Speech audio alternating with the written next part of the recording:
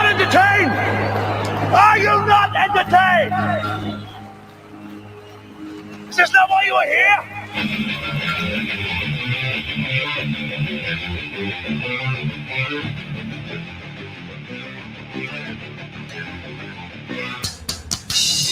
100% entertainment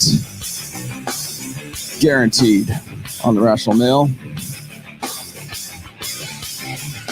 where we have red meat, but a lot of nutritional value. Yes, we do. Yes, fresh and fit, fake fresh and fit. Yes, I got caught with 10 hookers. Why stop at 3? Let's keep going. Today is about hookup culture. Is there such a thing anymore? I don't think so. It's now a cope.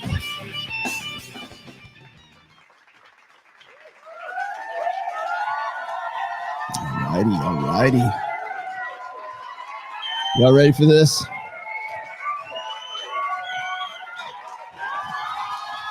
Yeah, here we go.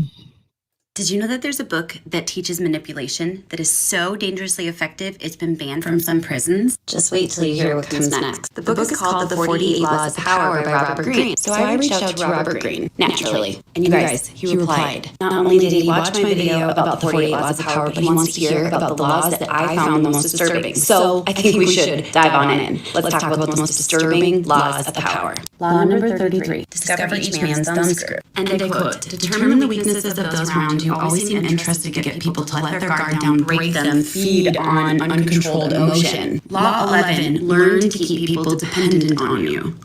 Law 6. Get others to do the work, but you always take the credit. Law number 3. Always conceal your... Hey, I'm sorry. Let me pull out. Hang on one second. Let me pull out. Is the audio weird? Is it weird on me? Does it sound like I'm in a... Let me hold on one second. Hold on. Hang on. Just hang on. Oh, there we go. That's it. My bad. How's that? Better? There we go. Let's continue. Use false sincerity and misleading signals. Have you read this book? What laws did you think were disturbing? And more importantly, can you tell who in your life has read this book and is taking action from this blueprint? Oh boy. I'm sorry about that. My bad. Would you like to hear it again? No, you probably don't. Welcome. Oh, the lighting's a little wonky in here today. There we go. Much better. Hello. Yeah, well, if I'm going to do a Chik Tok video, we got to start out with something spicy like that. I think what's funny is when, and yes, hoop earrings, duly noted. Thank you very much. I had that sent to me in my Chik Tok uploads, and I was looking at that, and wow. It's interesting to me to see people coming into, well, not so much the manosphere, but like coming into old data. I don't know. You have to remember that the 48 Laws of Power was published by Robert Greene in 1998. How old is that? Wait, hold on. Let's add it back again. Hold on one second. Did you know that there's a book that teaches manipulation that is so dangerously effective it's been banned from some prisons? Just wait till you hear what comes next. The book is called The 48 Laws of Power by Robert Greene. So I reached out to Robert Greene. Okay, that was actually a good stop. How old do you think this girl is? And how many filters are applied to her TikTok video in this already? Hoop earrings duly noted.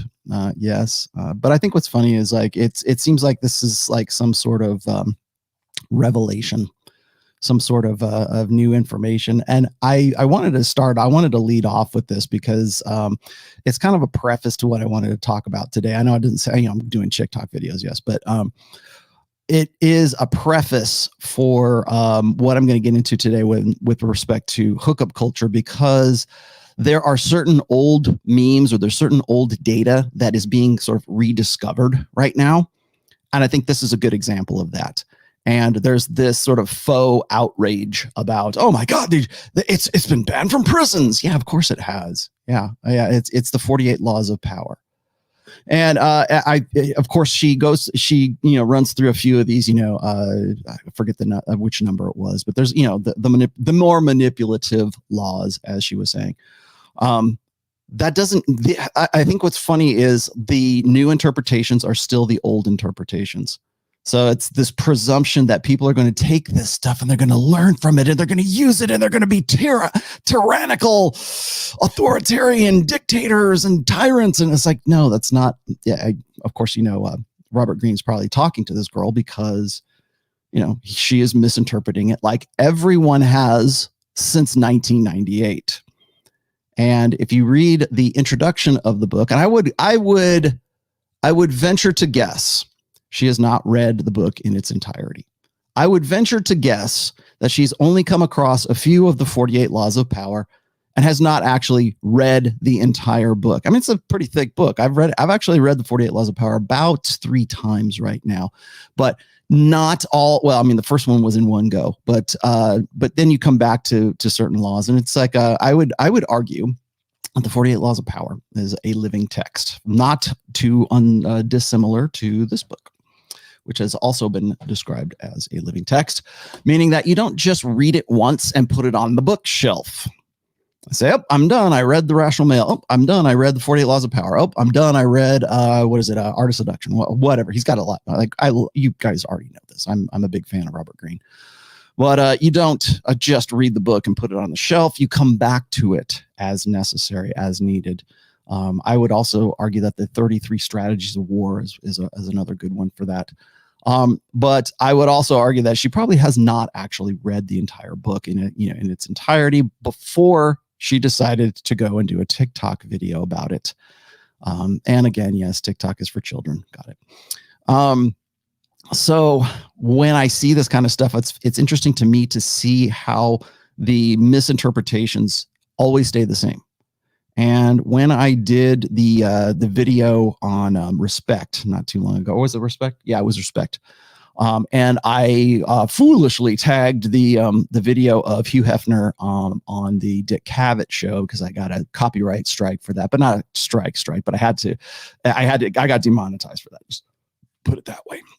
I'm trying to avoid getting demonetized for stupid mistakes like that, because now that I'm above 100,000 subs, I have drawn new viewership from they're taking me seriously, put it that way, at YouTube now. So anyways, when I see this, I have to kind of go back and remember what was being said at that time. Now, you guys have heard me say this before, is like the language doesn't change. So when I refer to things in, like, say, militant feminism of the 1970s, you will still hear that same language echoed today in 2021. They don't know. People, the girl, mostly the women, and I should say the guys too, the more effeminate guys, are parroting back language that was originated, at least probably before this, but certainly was popularized in 1970. And so they don't know where this comes from. They have no idea where the meme sort of ended up in their brain. They have no idea where they're picking this kind of stuff up, but that's really where it comes from.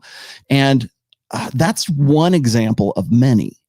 So you have to remember that the 48 Laws of Power, like I said, was published in 1998. And here we are. We have this girl who probably didn't even exist in 1998. She probably wasn't even a multi-celled organism in 1998. Maybe she's a little older than that. I don't know.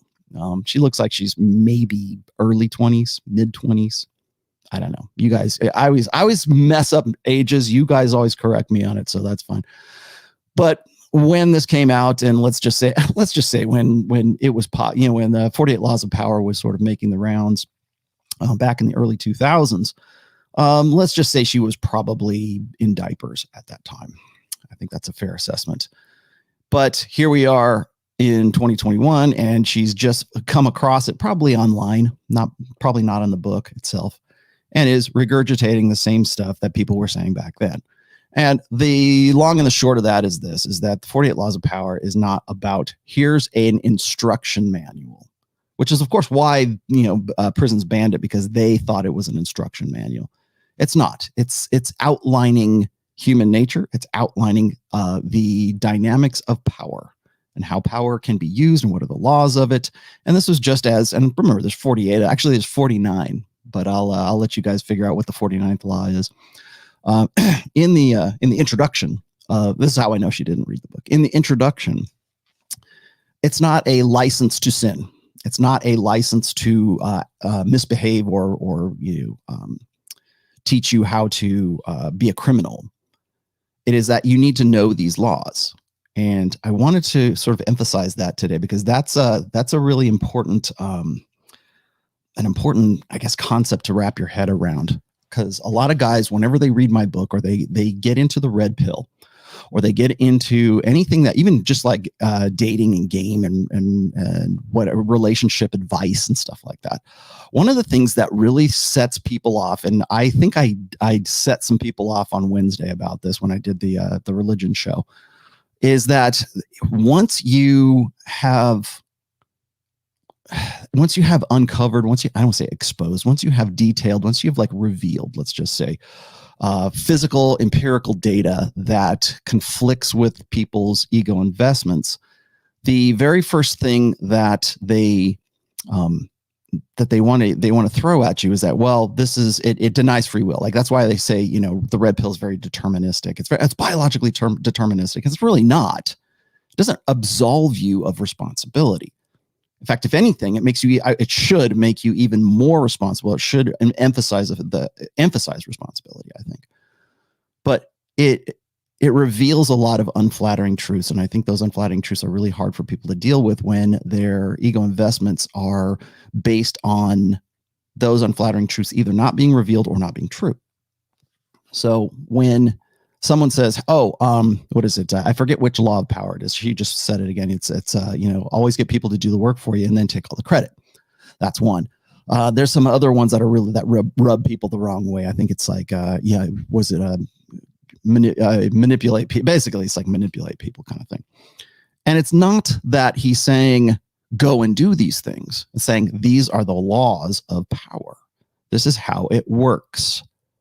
And whether or not you are comfortable in using those laws of power is immaterial to the book, to the educational value, let's just say, of that book. It's that those rules and those laws and those power dynamics, if you are uncomfortable using them, that doesn't mean somebody else isn't. And that doesn't mean that you shouldn't be aware of those power dynamics and that they are in effect, and they can in some ways affect your life if you are unaware of them. I have had several of those laws used against me. Hell, I'm still having those laws used against me in some ways. But I know about them and I'm aware of them, which is why I keep emphasizing the red pill as a praxeology, but also as an awareness. Whether or not you decide to use red pill awareness or knowledge or what, like the tools that I always say, hey, I'm giving you these tools kind of thing, whether or not you use them to burn your house down or to use them manipulatively is immaterial to the fact that this is the reality. This is the empirical data. These are the dots that we're connecting. If you disagree with those dots, again, the floor is yours. The strength of the only way you can test the strength of an idea is in the crucible of open debate. And that is something that is sorely lacking in Western societies these days. Open debate, where we go and we go, you know what? We're going to test the strength of the idea. We're not going to say who's right and who's wrong and who's a bad guy and who's a good guy. We're going to say, is this the objective empirical truth? And that's where exactly this kind of shit right here, this stuff right here. And you guys, he replied. Not only did he watch my video about the 48 laws of power, but he wants to hear about the laws that I found the most disturbing. So I think we should dive on in. Let's talk about the most disturbing laws of power. Law number 33. Discover each man's thumbscrew. Okay, well, yes. Right. Because if you don't, and you don't know what your thumbscrews are, then that's going to be used against you. It's I understand how stuff like that is very upsetting to young little chippies like this, but then them's the rules. And I think let's keep going. And I quote, determine the weaknesses of those around you. Always seem interested to get people to let their guard down, break them, feed on uncontrolled emotion. Law 11, learn to keep people dependent on you. Mm-hmm. Law 6, get. Sound like a government? Sound like an abusive relationship? Wow. Wouldn't it be great if you knew that before you got into the abusive relationship so that you could be aware and see what was going on? Wow. What an amazing idea. Others to do the work, but you always take the credit. Right. Plagiarism. Law number 3. I can't believe somebody would actually do that. Well, guess what? The history of modern society is based on pretty much that principle. Always conceal your intentions. Use false sincerity and misleading signals. Have you? Right. Exactly. Let me pull her out of there now. Exactly. And those are the things that she finds very offensive because everything should be on the table, right? Because we should all just be one big happy family and no one would ever use these against you. And that's a problem that I have right now. This is the participation trophy generation. We're all winners, right? We're all playing by the same rules. And remember when I've talked, if you haven't read that part, and I think it was in Preventive Medicine, I have the chapter in there that is the which one is it? Oh, it's what is it? The second set of books. It's Old Order Understanding versus New Order Data. It is the old set of books versus the new set of books. And this is her kind of feigned shock is because she's still bent on this old set of books. And one thing, so that's really where I'm going to start the hookup culture thing today. I know that sounds a little kind of a weird segue there, but it's true. So when we're talking about hookup culture, and I've mentioned this on the quote unquote grape show that I did with Myron back in August. August. And I mentioned about the part about the language, but I also mentioned the part about how we keep going back to those old tropes and we still have those same interpretations. That's old order thinking. The reason why she's upset and the reason why she gets bent out of shape is because she's still hung up on a belief that people are playing by the old set of books. Same thing applies with hookup culture, right? Hookup culture was a real big deal back in like 2009.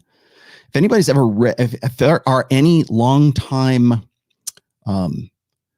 readers of The Rational Male, you'll know that right around like 2011, 2012, actually it was even before that, but at least if you're a reader of the blog, you'll remember a woman named Suzanne Walsh.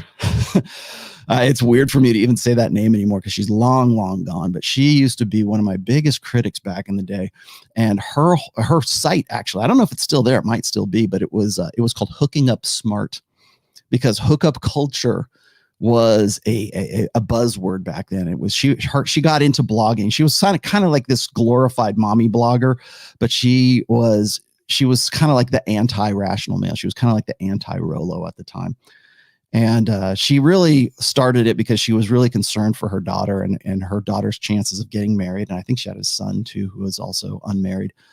And so she blamed everything on hookup culture. And a lot of her rationales were, of course, based on old order thinking. Now, I didn't realize this at the time when we were kind of, locking horns all the time. But like I said, her blog was called Hooking Up Smart.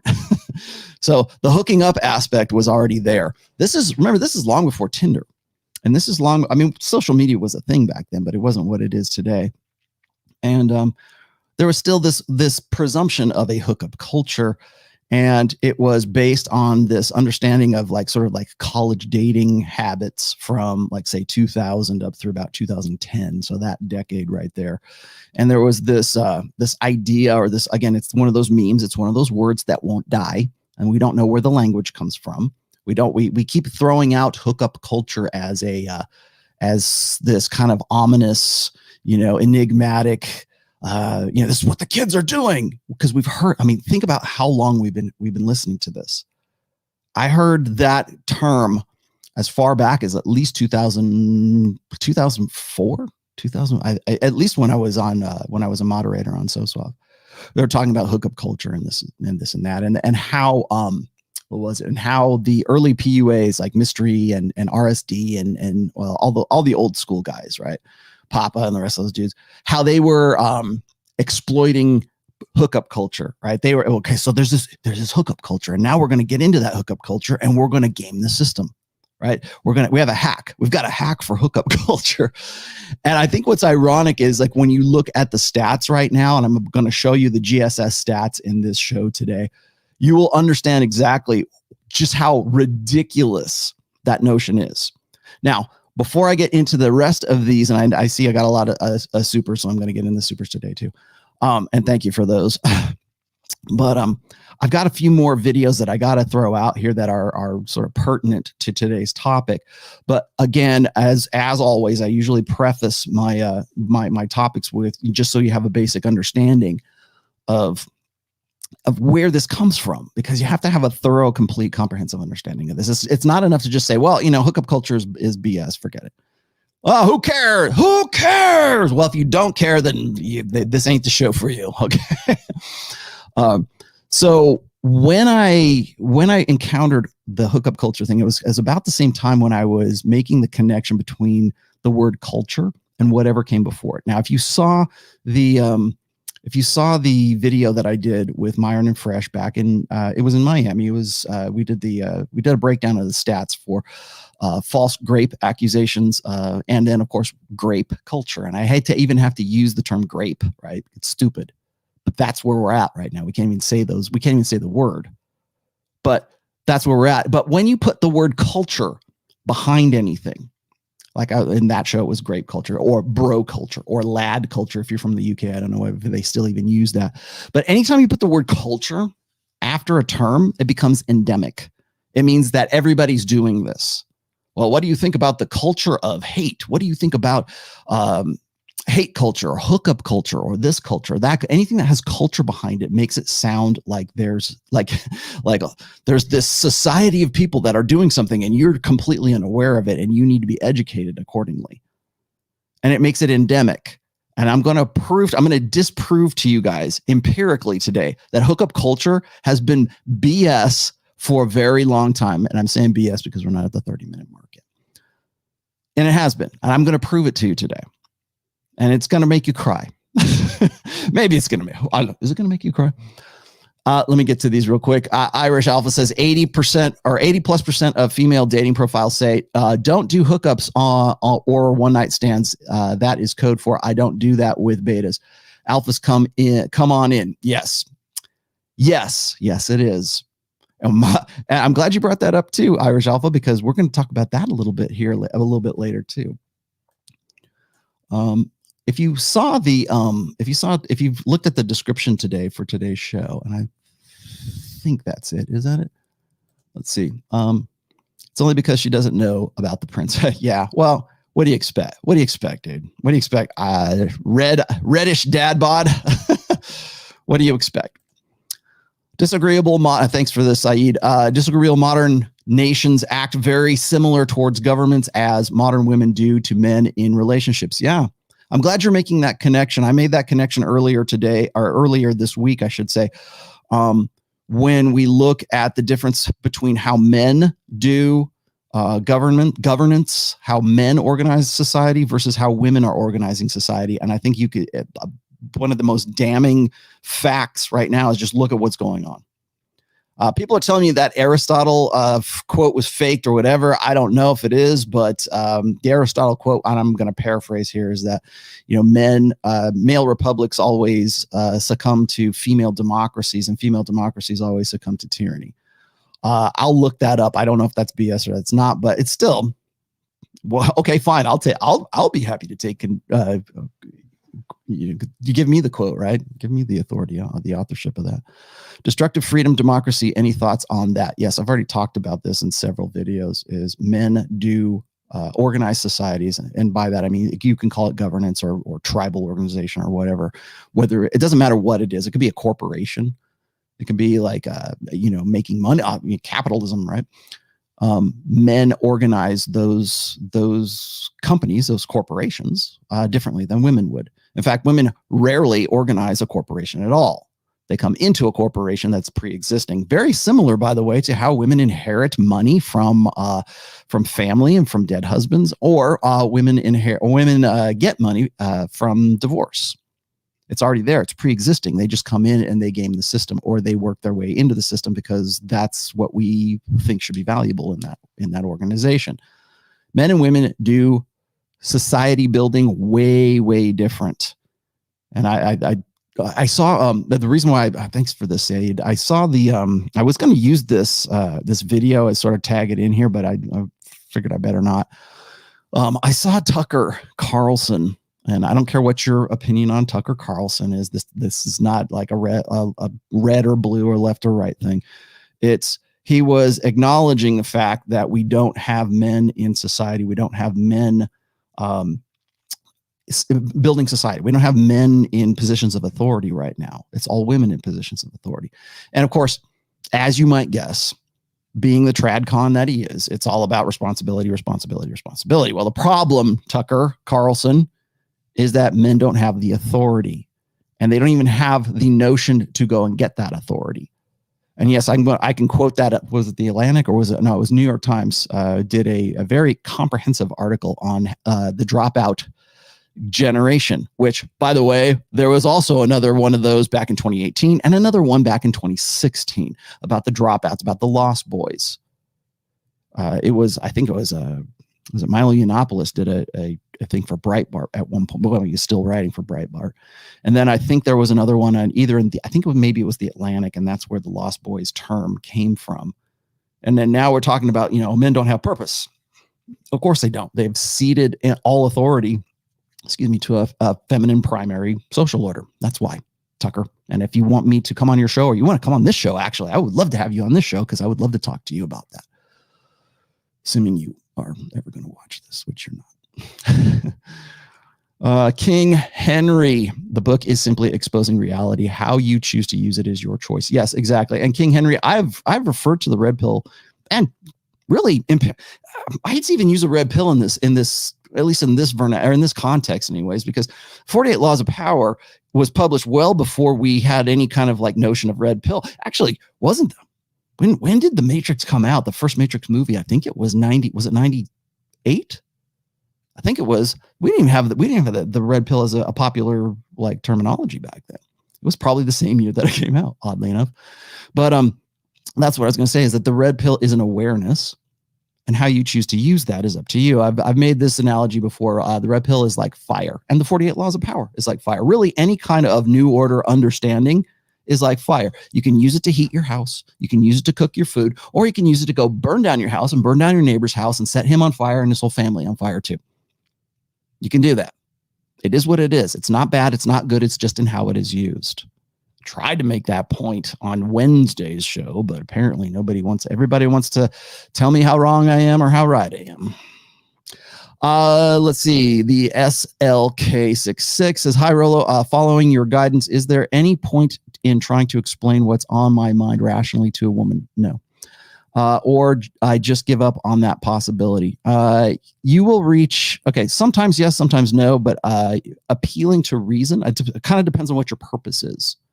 I never appeal to reason with women, especially women that you want to get with. If you're talking about somebody who you want to be intimate with, or you have been intimate with before, it would behoove you not to begin from rationality or reason. And I know that sounds really kind of counterintuitive, because a lot of guys say, oh, well, isn't open communication the key to a good relationship? No, it's not. It's understanding women's nature and how women lead with emotion. Instinct, emotion, reason. And no matter where you're hearing that from whatever other channel that is ripping off my material, that's where that comes from. It's a triune mind theory is what it is. Instinct, emotion, and reason. And women lead with emotion. Don't think that you are going to emote, or don't think you are going to reason a woman into bed. If that's the case, I don't know what your point is for engaging in the first place. But again, it's not that women can't be rational. It's not that women can't be reasonable. It's that they have to learn to prioritize that. It's not that men can't be emotional. We see lots and lots of emotional men today because they've had an education and a conditioning from the time they were 5 years old to be like little girls, to lead with emotion. It's not that you can't learn to be more emotional as a guy. I mean, gosh, the whole world is filled with manginas right now, right? It's filled with overly effeminate men who are ceding authority to women. And women, it's filled with women who are overly masculine because they had to fill into that role. It's not that we can't learn the other's roles. It's that we weren't built for those roles. It's that we weren't born for those. It's that we don't have the neural wirings, that we don't have the evolutionary firmware of the other. Can you learn to supersede? Yes, you can. Of course you can. Can you supersede innate drives? Of course you can. People die from a hunger strike all the time. What's the innate need? I got to eat.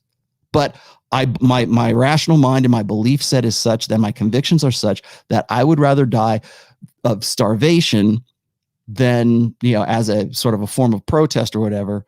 And that is superseding and overriding your innate desire. So you can do that all the time. We absolutely we can. We can learn to do those things. The problem isn't if we can, it's should we? What's the point? So keep that in mind. Again, never appeal to reason with women. It's not that they can't learn, but they can't. But I think that's where a lot of people get sort of they kind of lose the narrative there. AQVXZ11. Got a robot today. Why didn't female nature evolve to self-regulate? Because it wasn't in its biological interests to self-regulate. Hypergamy, solipsism, hybristophilia have no upper limit, and that's very damaging. The very things needed for their survival are destroying them. Yes, we need buffers, as I was saying. That's a good example from the other question here is don't we have some kind of self-control? Yeah, we expect a lot of self-control from men, particularly over our sex drives. We do that all the time. Johnny, don't play with yourself. You'll go blind, right? Men's sexual expression is next to criminal right now. Women's completely unfettered, just like hypergamy is unfettered. And again, we're still in the midst of a very big global human experiment.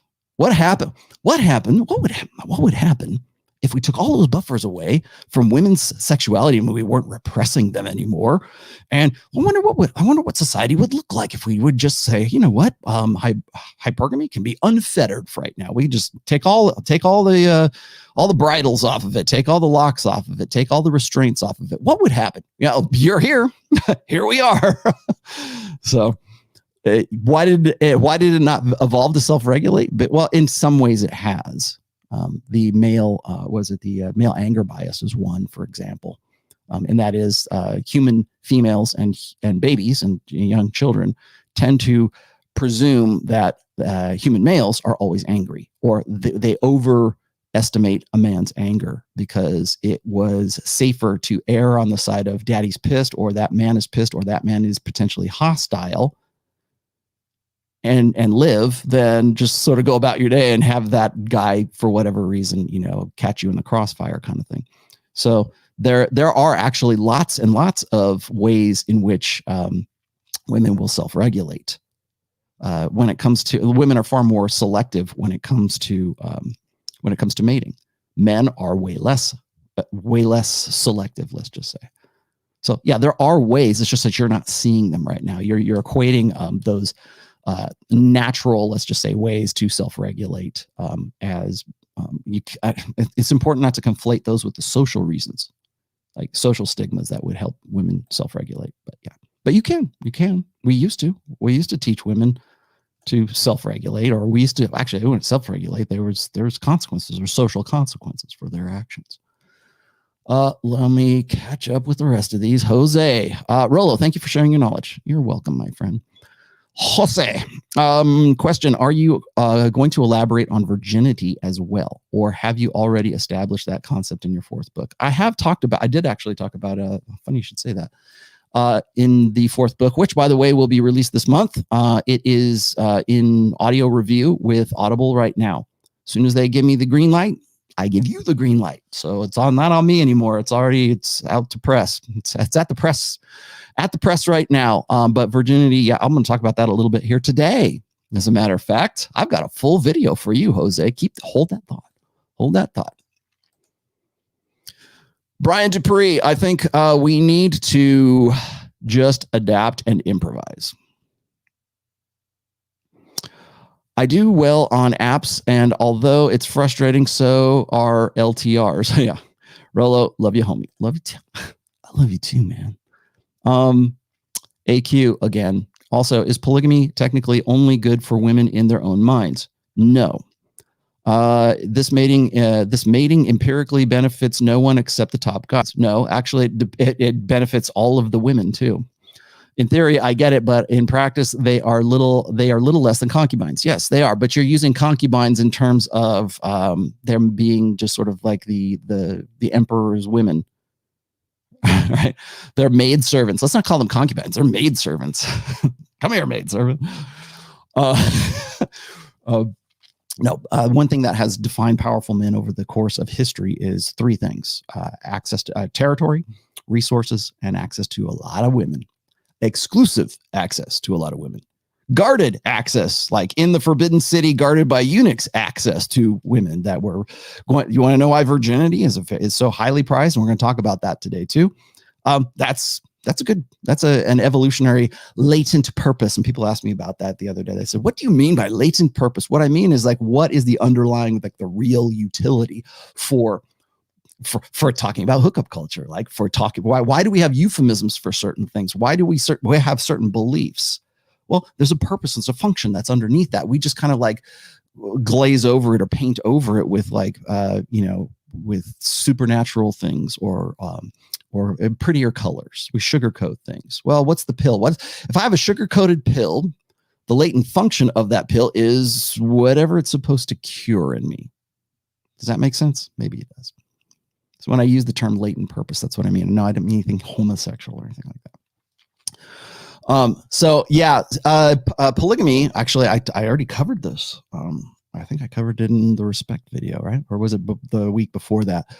And I forget the girl's name. She was on the Grapevine. It was back in 2018. And she was really, on point. And I think a lot of people kind of got rubbed the wrong way when I put that up there. But that young black girl, I can't remember her name. Somebody actually dug up her name too.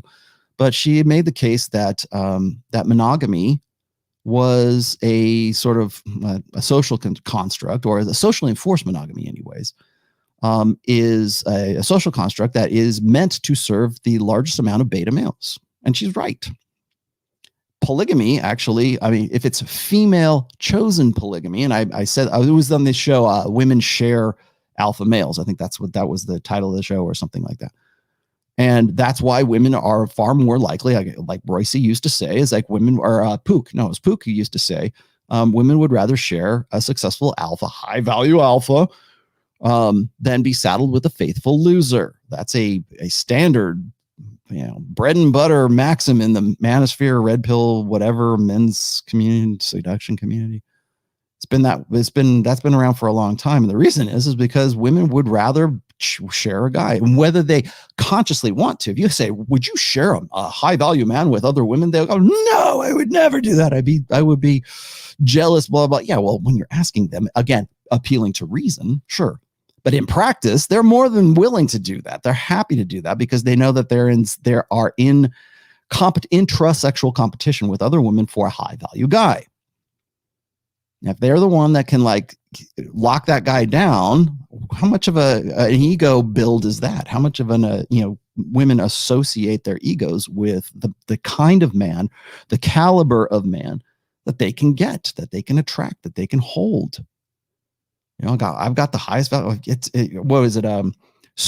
More secure relationships are when there is an imbalance between really the man who is like 1 to 2 steps above that woman in sexual market value. I wrote about that in, it was called SMV ratios, I think it was. And I think it might be in book 2. But it's, if you want and then this is another unflattering truth about human nature for men and women, by the way, is that the most stable relationships are based on 2 things. The first one is polarity. And the second one is an imbalance in sexual market value. So if that, and hopefully in favor of the guy. So if a man is, at least perceptually, if that woman perceives that guy to be 1 step above herself in sexual market value, that tends to be a much more stable relationship than if the guy is at or below her, or perceptually anyway, she perceives him as being low. Or maybe he was higher, and then somewhere along the way in the relationship, he devalued, like he got fat, right? Or he lost his job, or something devalued his sexual market value. And now she sees him at or below her. You want to know why divorces are initiated right after a woman gets a promotion at work, or suddenly she becomes something more, like her status or her perceived status jumps higher than the guy, or she's making more money than the guy. And maybe it didn't start out that way. Maybe he was making more and then she got a promotion, she got above him. That triggers divorce. Statistically, provably, empirically, the data is there.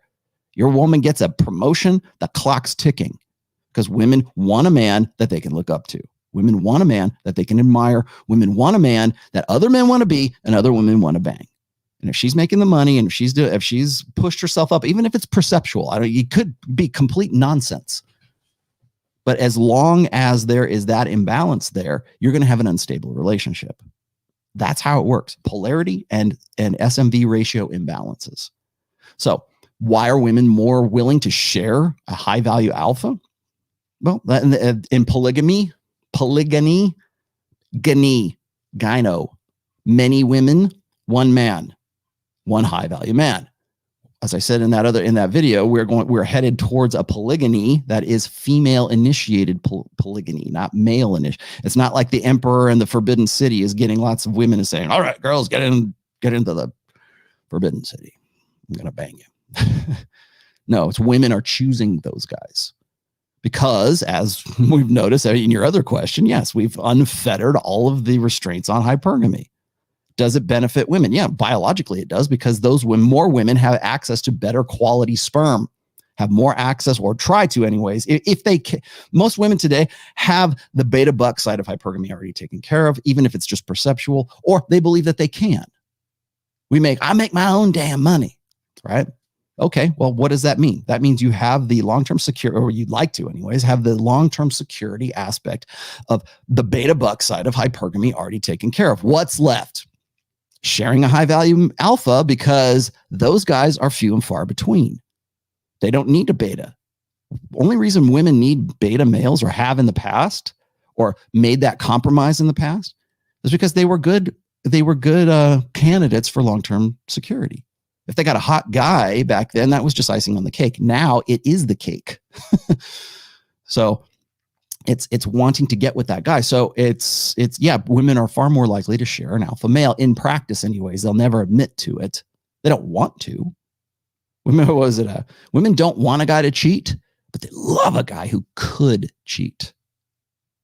That's the whole, I talked about this when I did the, I think it was when I was talking about the, what was it? It was the last Wednesday show. As a matter of fact, it was the God pill one. Women love a man who could cheat. I know it was. They were talking about Kevin Samuels, and actually Myron and Fresh. Like a high value man deserves to cheat, or he's going to cheat, or he could cheat. Women love that. They love a guy who could cheat. They love to have that kind of urgency and that kind of uncertainty and that passive dread that comes from the he's really hot, he could cheat, right? That kind of unconscious knowledge, that's very arousing for women, because that guy's a high value guy that other men want to be and other women want to bang. What else? I learned about the red pill when I was 16. You, my friend, are the envy of manliness. Devil Mountain Coffee. And now I don't want to go out date women. I just focus on my career. Is this a bad thing? Should I change? No, you're 16. Well, I don't know how old you look older than 16 in your abs, so you're probably not 16 anymore. No, focus on yourself. Chase excellence, my friend. But guess what happens when you're chasing excellence? Women tend to look at you and go, hey, I want to get with this guy. My suggestion is this. I've got a whole video that's dedicated to this, is do both.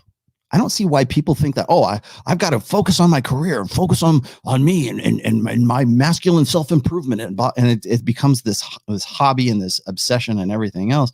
The problem is once you get to that point where you are a quote unquote success, whatever that looks like, you are at a severe disadvantage, because you can be taken advantage of by women who say, a big fish. Hey, this guy makes a lot of money and he's dumb. He spent all of his time working on his career. He spent all of his time, building a business. He spent all of his time thinking about him. He doesn't know anything about women's nature. Haha, cool. Yeah. Hi, how you doing? My name's Carrie. Oh, good for you. Right. You don't get some magical knowledge of women's nature because you focused on your career. Right? You still have to understand women's nature and men's nature. That's why it's valuable to understand the red pill. Even if you go, hey man, I'm going to be MGTOW. I'm going to eat black pills. Forget it. I'm never going to deal with women again in my life. Okay. Well, if that's what you're going to do, then you have no need for this. And I certainly hope you're like building yourself up and doing something with yourself, which I would argue you're not, but at some point you're going to be at a disadvantage. Like guys who just focus to one, and I know I've worked with lots of guys for a long time. I've worked for very rich men, and I've worked with very rich men who have been taken to the cleaners in divorce because they simply they believed that their wives were operating from the old set of rules. Now, would it have been a better idea for them to have learned the red pill? Would it have better, benefited them to understand intersexual dynamics? Yes, it would. So you don't get taken to the cleaners. PJ Washington sure as hell could have used the red pill, but he was focusing on his career, man. He did exactly what you guys told him to do. Be the best damn NBA player you can. Yes, it's good. I'm masking self-improvement. I'm going to be the best damn player in the world. $200,000 a month. Maybe it's not that. Somebody said that's bullshit, but I don't know. Maybe it is. Child support. If you're, let me tell you something. Like the best mark for women right now is for a woman to be in like 29, 30, 31 years old in her epiphany phase and find a guy who's about the same age, somewhere around there, and dumb as a sack of hammers when it comes to women's nature. In fact, if that guy is blue pill and has this sort of like, his head's in the clouds and he's this romantic, emotional soul, like every woman, like all that feminine society wants him to be, he is completely ignorant of the game. That is the best find a woman can possibly have. If you are like have focused on nothing but your career and just did all this stuff, I'm focused on me, masking self-improvement and all this other shit, right? I'm not saying that that's bad. Yes, but it doesn't impart you with some magical knowledge of women's nature. You still have to get out and date. You still have to understand women. You still have to know the red pill. You still have to be red pill aware. You still have to be game savvy. Because if you don't, just like the 48 laws of power, that doesn't mean that you have to use every seduction technique. That doesn't mean you have to, I'm going to be cocky and funny. I'm going to do neg hits. I'm going to do amuse mastery. It doesn't, okay, you don't have to do any of those, but you do have to know why those work. Because if you don't have a full understanding of that, you will be at a severe disadvantage when it comes time for you to go, I think I want to have kids. There'd be a line of women out the door. If you're like a successful, high value alpha man, you are very, very rare. There's Aaron Clary sent me a link to the women's delusion calculator. God damn it. I should have picked that up today. And what it is like, okay, how tall are you? How jacked are you? How much money do you make? And it's just this sort of, you should, as a guy, it's really for women, but guys are doing it too. And so you kind of key in all this information, like how tall are you? What are you single? So that's you gotta ask that question. Are you single? How much money do you make?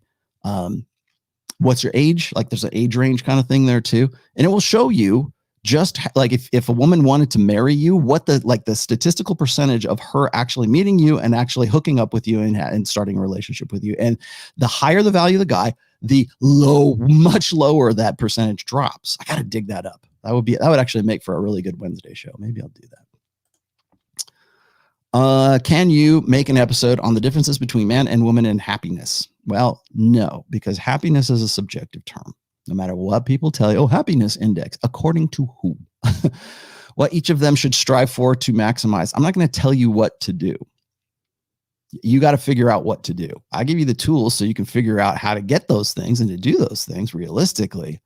First of all, anytime somebody says, well, how do I be happy? I don't know, man. That's why I don't give you, I just work here. I don't give you prescriptions. I'm not like, man, I wish I was. I wish I was the happiness broker. I wish I could, here's some happiness for you. Yeah. I'd be like a drug dealer, right? Everybody get some. I wouldn't even charge. Here, have some happiness. I would love to be able to do that. But it's a subjective thing. I don't know. Maybe sedating yourself makes you happy. And I'm not trying to be like dismissive of you, Alloys, DNB. But it's, again, happiness is sort of like, first of all, it's always self-reported. And, what's a happiness index? Oh, well, people back in 2010 are more happy than they were in 2020. Well, yeah, because 2020 sucked.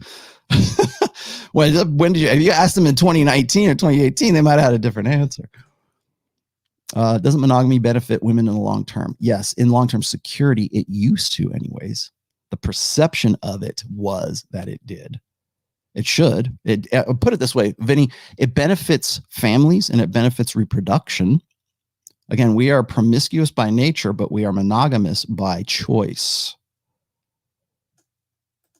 What do you say? Rollo, why does perception drive women, but then they complain about substance and reality? Help me, I'm confused. Because it's convenient. There's nothing confusing about it at all. Remember what I said about cognitive dissonance. Perception is everything for women, by the way. They want to believe in that. You want to know why Instagram is the #1 dating app online? It's not Tinder. It's not like Match. It's not like OkCupid. Is OkCupid still around? It's not a dating site. It's Instagram. It's how people check each other out. And Instagram is all perception, my friend.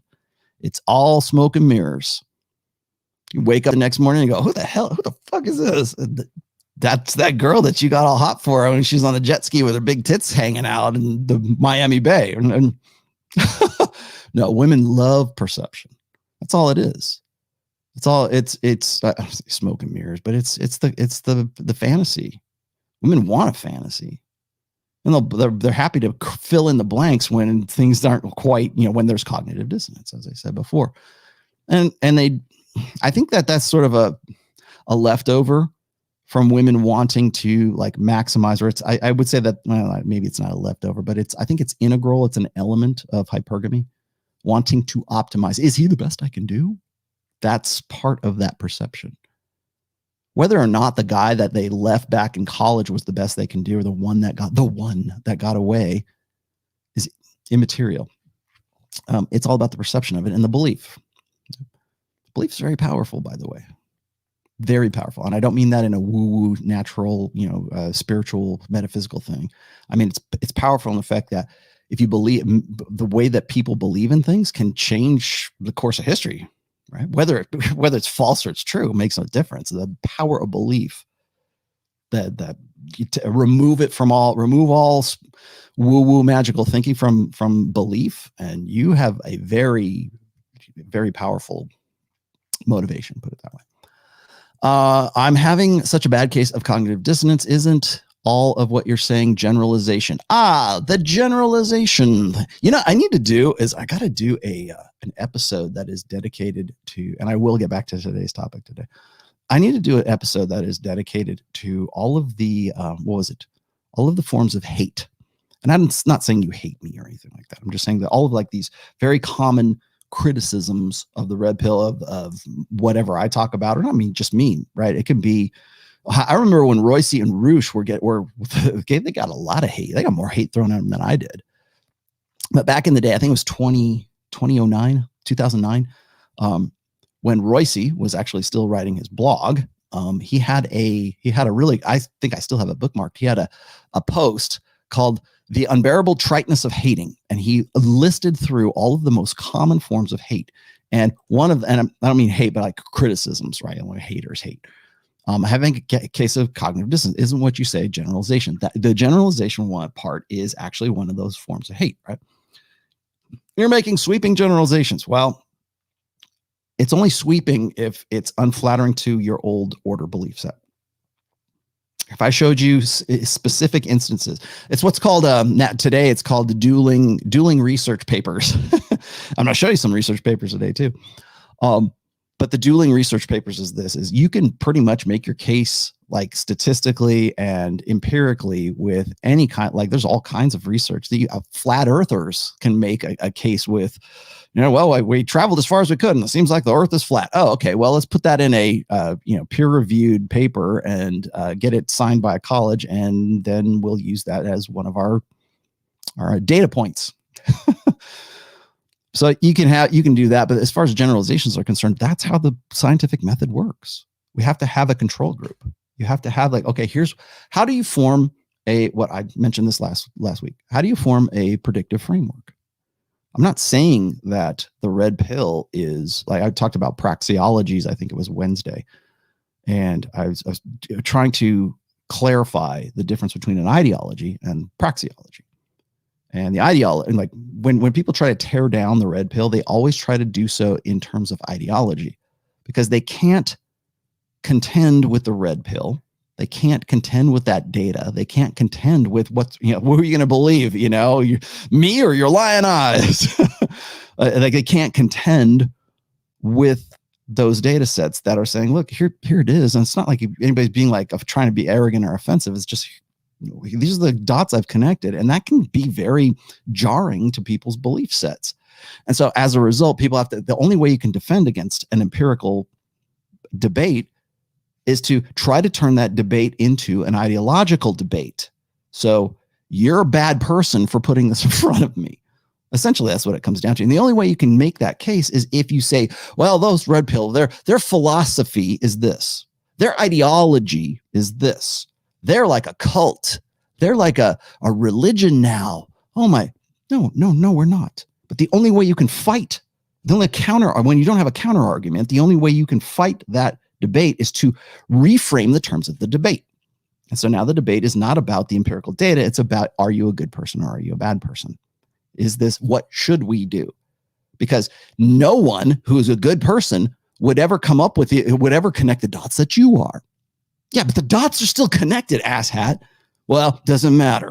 So if we change the nature of the debate to a philosophical debate or an ideological debate, and the only way you can do that is you have to have two competing ideologies. Well, the red pill is not an ideology. It's a praxeology. No, it's not. It's a philosophy. And let me frame it in such a way and casually insert the words philosophy, ideology, religion, belief, cult, whatever, anything that is sort of like this adjective or adverb of spirituality or a belief set is the only way that they can counter that. That's why. And that's why you're having trouble with generalizations, because we do use generalizations because that's what the scientific method uses to form predictive frameworks. Deal with it. What else here? The younger generation. What is this? I probably missed a few of these. I'm gonna go back here in a minute. Is the younger generation's obsession with instant gratification connected with women's fast and bright sexuality, or is it mostly because of technology? I would say both, because the technology exacerbates the women's. I would argue it this way: technology right now is exacerbating that gratification of the fast and bright, right? Burns fast, burn bright. That's what he's getting at, is that women have a window of opportunity between, say, 18 and 28 years old. And don't believe me, I got stats for that today too. We'll get to that. I think technology is maybe specifically catering to women's solipsism, specifically catering to to FOMO, like fear of missing out. Women, you want to know if you ever want to sell a product to a woman, fear of missing out is the way to do it. For men, it's sex. You can get laid if you have this product. Oh, okay. Women, if you don't get it now, this offer is going to expire very soon. You're going to miss out. Fear of missing out. Why? Why is that? Why do you think that is? I know. Because women's existential fear is not getting with the guy that is the best that they could do. It's one of them anyways. That's the hypergamous doubt. Is he the best I can do? Should I have consolidated and settled with this guy? Or should I have held out and waited for the real guy, my real soulmate? Or should I have tried harder with Johnny back in college? A fear of missing out is a huge deal for women. You want to sell to women? Play on fear of missing out. Ha! Yeah, manipulative, just like the 48 laws of power. Ladies. You only live once and fear of missing out. Those are the two ways to sell a product to women. Young men, Daniel A. Young men, thanks for this, are waking up and are now refusing to get married or take on poor quality women when in their peak. What is the end result for women? Well, we're going to find out today. Daniel, thank you for your question. Such as it is, your comment question. Retro Assassin, Godfather Rollo, love your work. Question, what books do you suggest to learn game?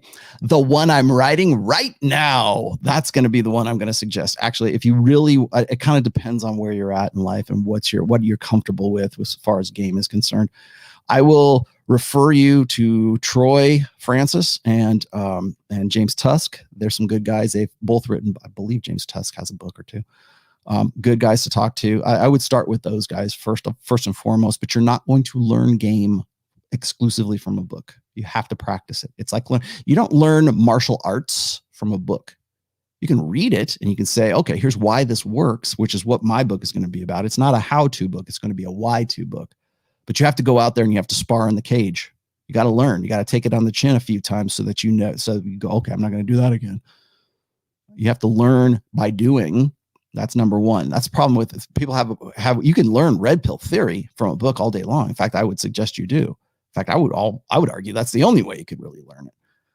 But for game to actually learn the practice of the red pill, you have to actually go and do it. It requires effort. Requiring effort.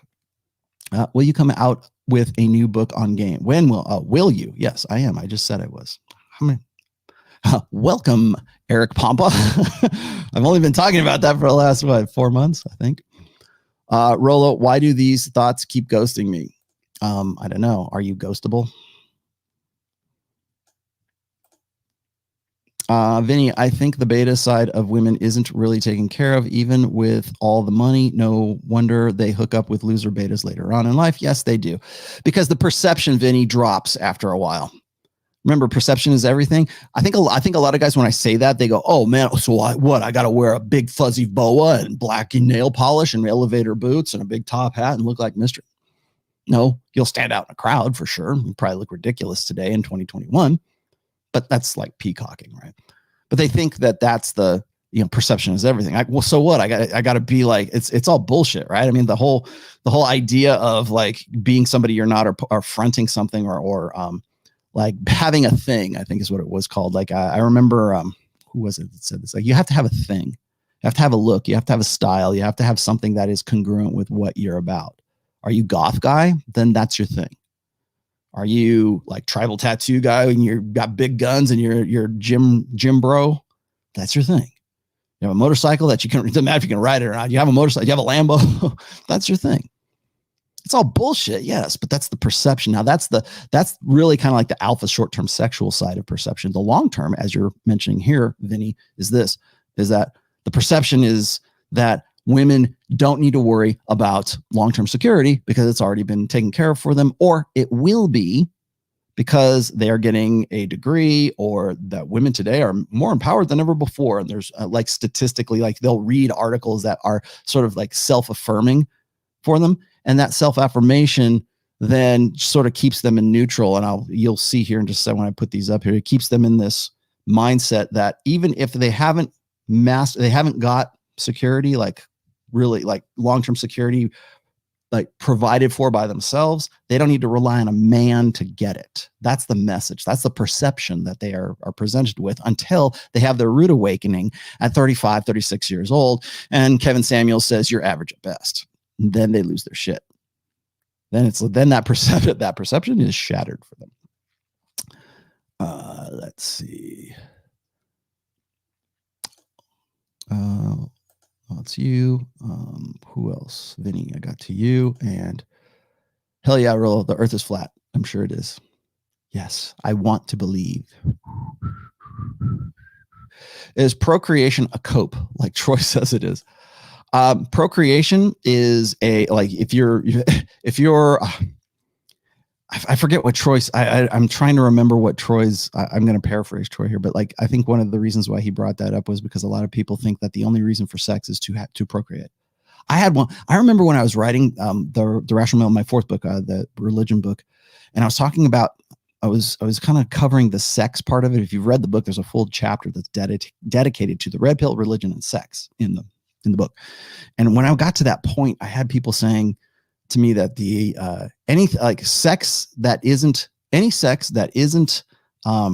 specifically for procreation is a drug addiction, because like dopamine and endorphins and everything else that keeps you on the hook is, jerking off or having sex or whatever else, And I was like, man, that I had never heard that before. And I was like, and so in that case, yes, I would say that is a cope, because it's guys who are making their necessity a virtue.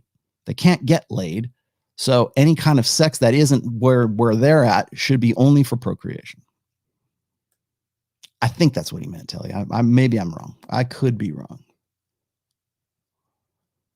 Yeah, dude, the earth is flat. All machinery is to keep the early 20s ladies away from late 30s guys. I'm glad you brought that up too. To put girls into liberal schools so late 30s women can benefit. Okay. No internet. Many women can't see the future. I didn't need Proverbs to tell me that.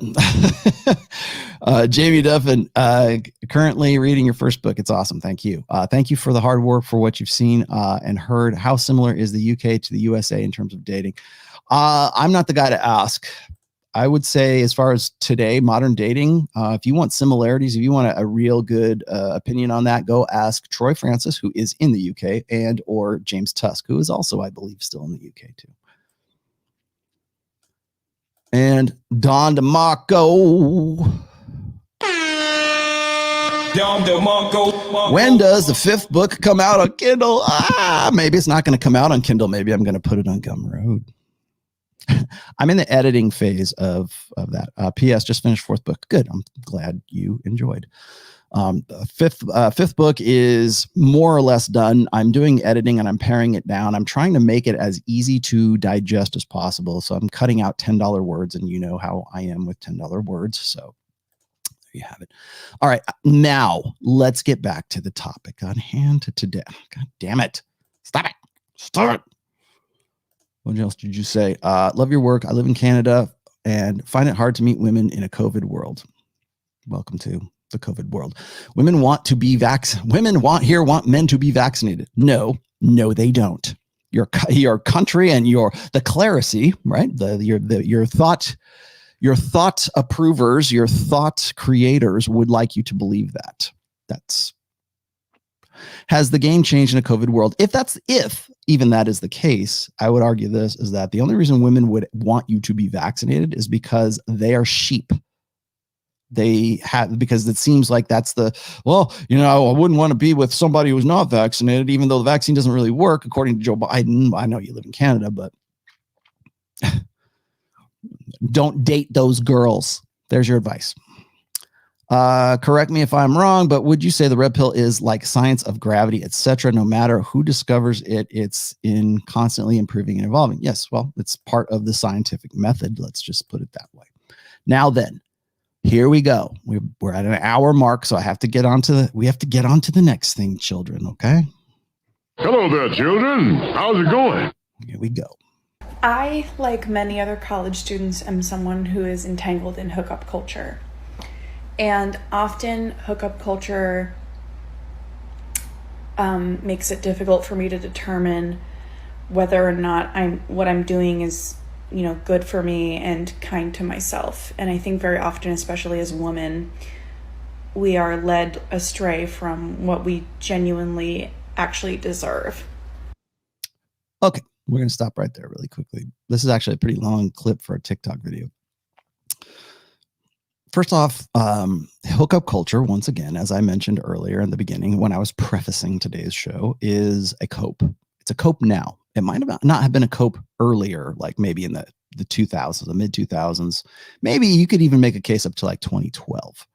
Today, it's a cope and I'm going to tell you why it's a cope here in just a second, because I'm going to destroy all of her arguments here in just a half a second.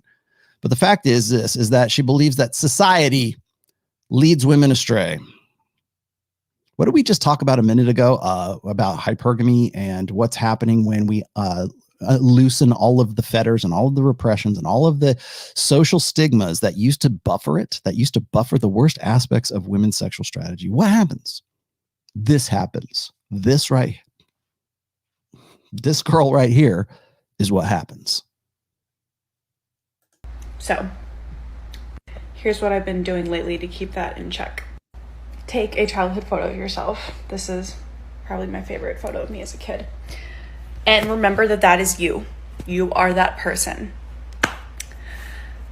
And think about the messages that you've received from your partners in hookup culture.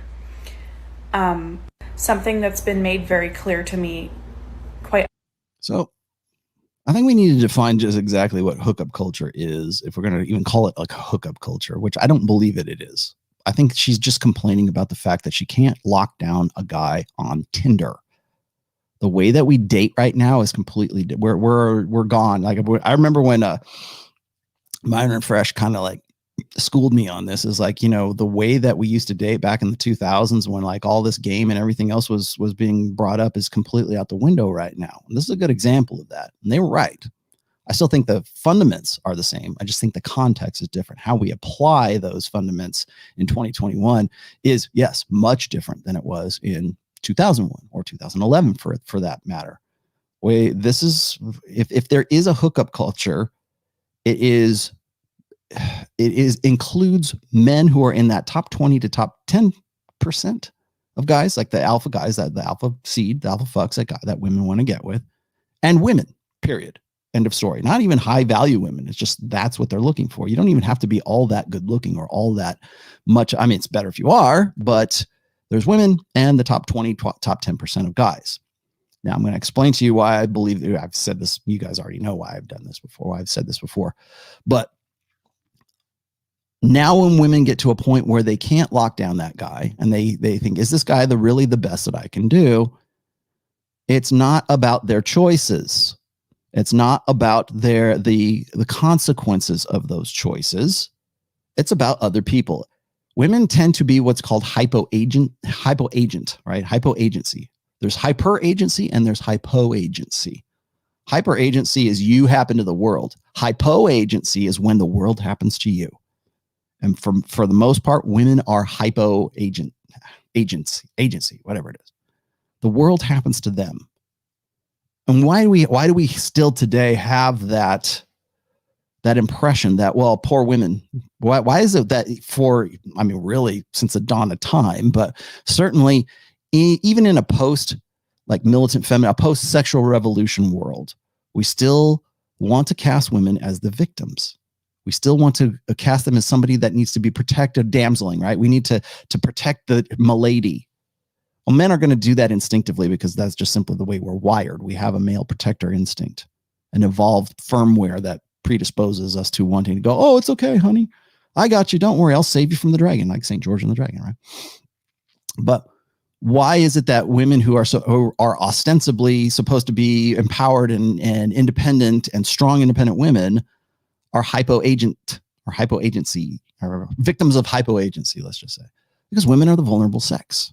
And there's a part of us innately that believes that we need to help women, and that anything bad that happens to women is due to something that happened outside of the woman herself. That also goes back to solipsism. Okay. So why do women embrace their vulnerability, their victimhood? Because they're the vulnerable sex, number one. Number two, they're also solipsistic, innately solipsistic. If you saw the video I did about solipsism, if you haven't, go and watch it after this show.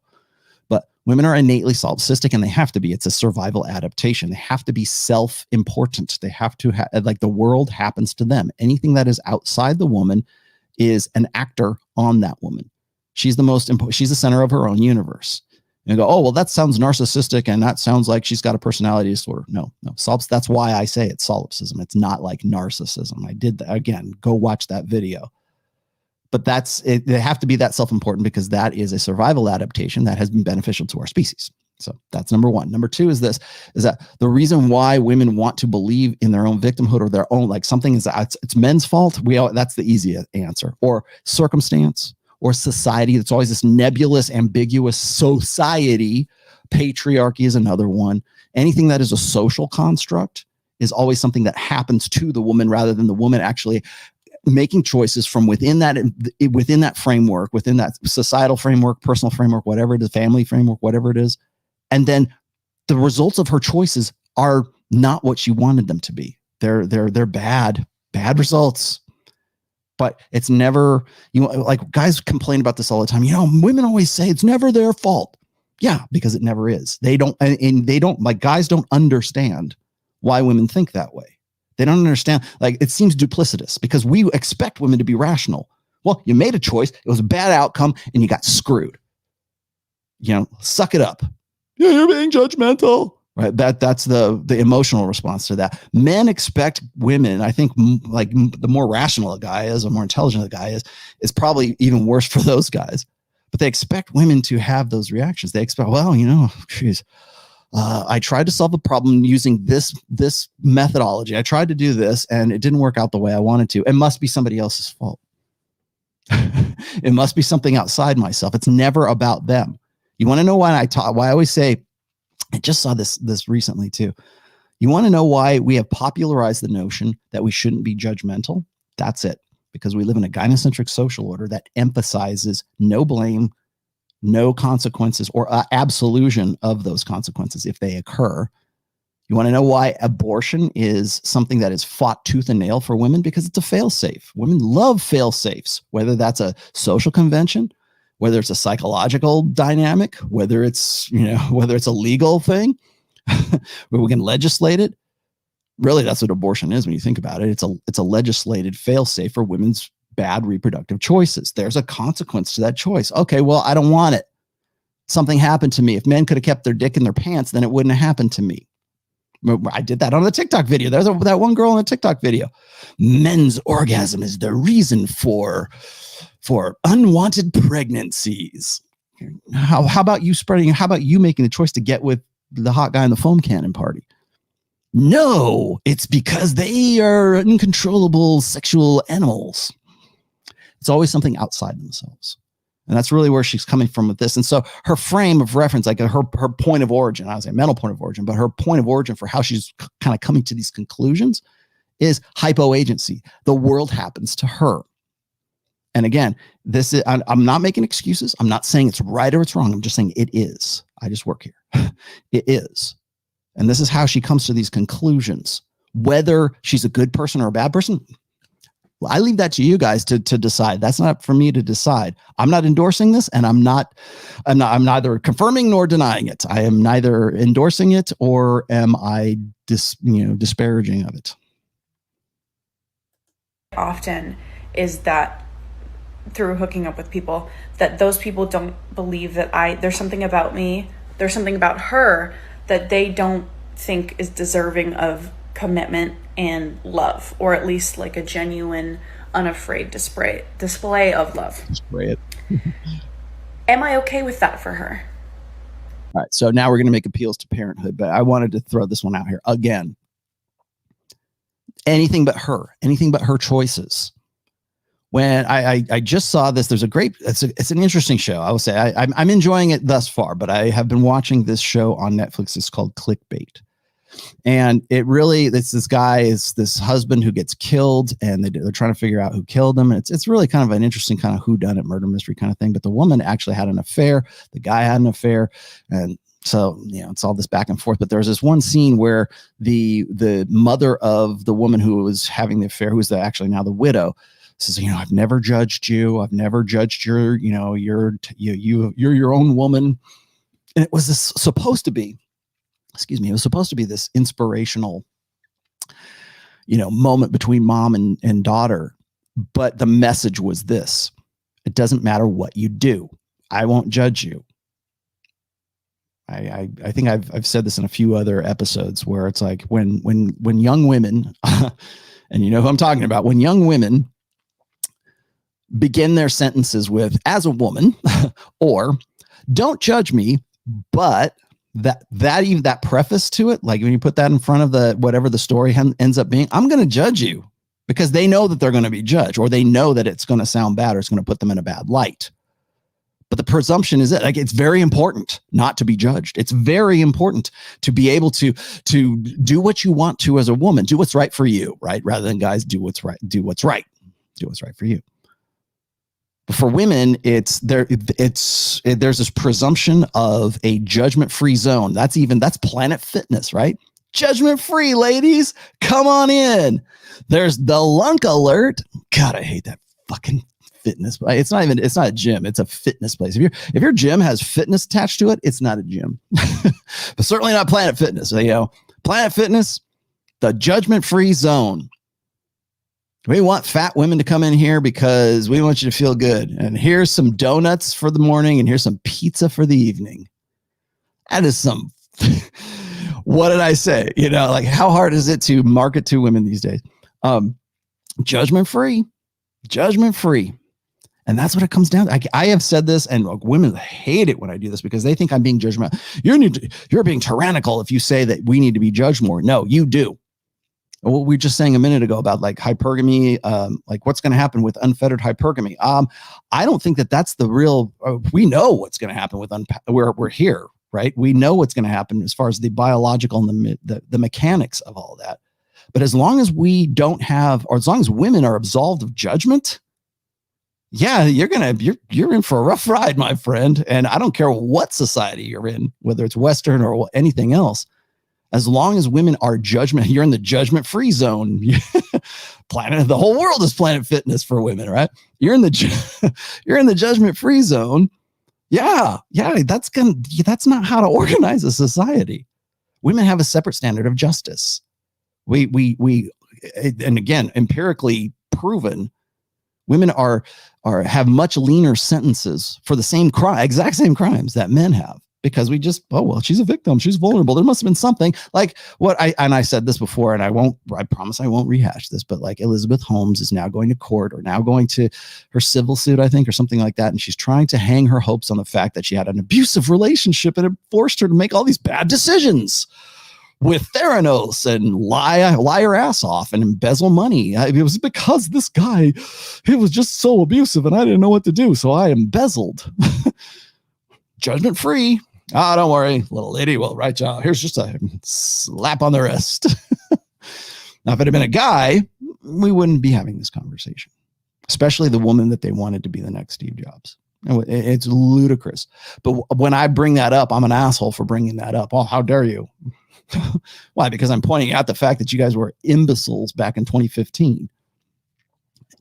Anyways, what'd you say, Morocco? Moorish, salam from Morocco. Do you guys roll your R's there? I think you do. You're right about something. Feminism does have a political orientation. I see my country, many conservative women with hijab and super feminist. Yeah. Oh, hey, Moorish, why don't you go over that guy who was one of my detractors from the last video and said I didn't want to talk about Islam or Islamic women. I took him to the woodshed too because I've done full episodes on that. Let me just hold on. I'm going to stop the show really quickly here. I hate to do that. I feel like I have to do this. If you're going to come at me, if you want to take the time to leave a lot of guys do a very long critical review of something. I'm happy to read those things, right? A drive-by, I hate you, fuck you, Rollo. Okay, that's one thing. Another thing is if you're going to take the time to do all this stuff and tell me what you think you saw, do me the courtesy. Do me the professional courtesy, like show respect, right? Do me the professional courtesy and look and see if I have done that topic before. Like go through all you have to do is scroll. I wonder if he's talked about this before. I wonder if Rollo has actually talked about Islam or Judaism. Gosh, I had did I have 2 interviews with you? Rabbi Kaba, I think. Okay, we can talk about that. You want to talk about, I've talked about Mormons. I've talked about the Amish. I've talked about Islam. I've had Greg from Abu American for I think a 2-hour interview. So if you're going to come at me, come correct, please. If you feel that passionate that you're going to do your own little video and say, Rollo didn't talk about this. I scrolled past that because I was already almost 2 hours in. That's why. And I had done this before. And if you'd just taken very small amount of time to do your homework before you came at me, then we wouldn't be having this conversation and I wouldn't have had to stop the stream. Am I okay with someone determining that there's something about her that is only worthy of being a late night call. Am I okay with that for her? Would I let this happen to her? Would I let her be a late night drunk second option? Where's your dad? Where's your father in all this? Right? I mean, that's what we're supposed to ask, right? I'll ask the obvious question. Where's your dad? Did mom divorce him? Did he leave? Is he a drunken piece of shit? I don't know. Where is he? I'll tell you right now, my daughter is not making those videos. My 23, I don't know, she's probably about the same age. She's not making those videos. She doesn't, this is not a concern for her. Where's your dad? That's really what she wants. If I had a dad, then I wouldn't make these drunken hookup calls in the middle of the night. I'm not okay with my little girl being this way. And that's me, my little girl. And I care about me. Well, good. I mean, I'm glad you have some self-concern, right? At least we're having the step in the right direction here. But that's what we're supposed to think. And if you look at the comments that are both in the, because I pulled this from Twitter, but if you look in the comments in the Twitter thread that this is attached to, and you look at the comments on, I don't know how many comments she has on this right now. Maybe she's got more. Is that 3,000? I can't really, 3,100, 3,161, something like that at the time of me pulling this. Yeah, that's what, oh, well, you need to have respect for yourself, girl.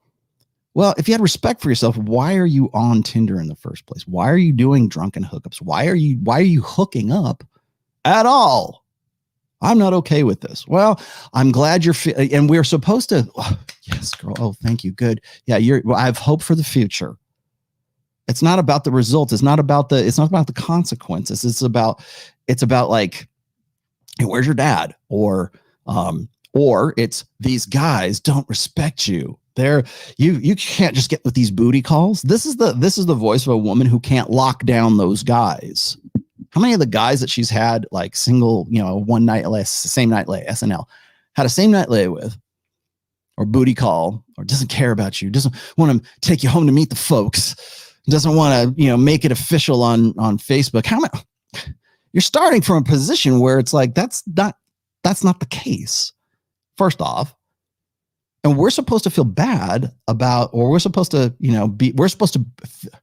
men and women are supposed to fill the role of your dad, who should have been there really kind of defending your honor kind of thing, I guess. Or I've said that it's not really, technically it's not mate guarding, but I think it comes from the same place, is when your brother wants to beat the shit out of the guy that like used you or you broke up with, or your dad wants to go and beat the shit out of the guy that like broke your heart. That comes from the same place as mate guarding, by the way.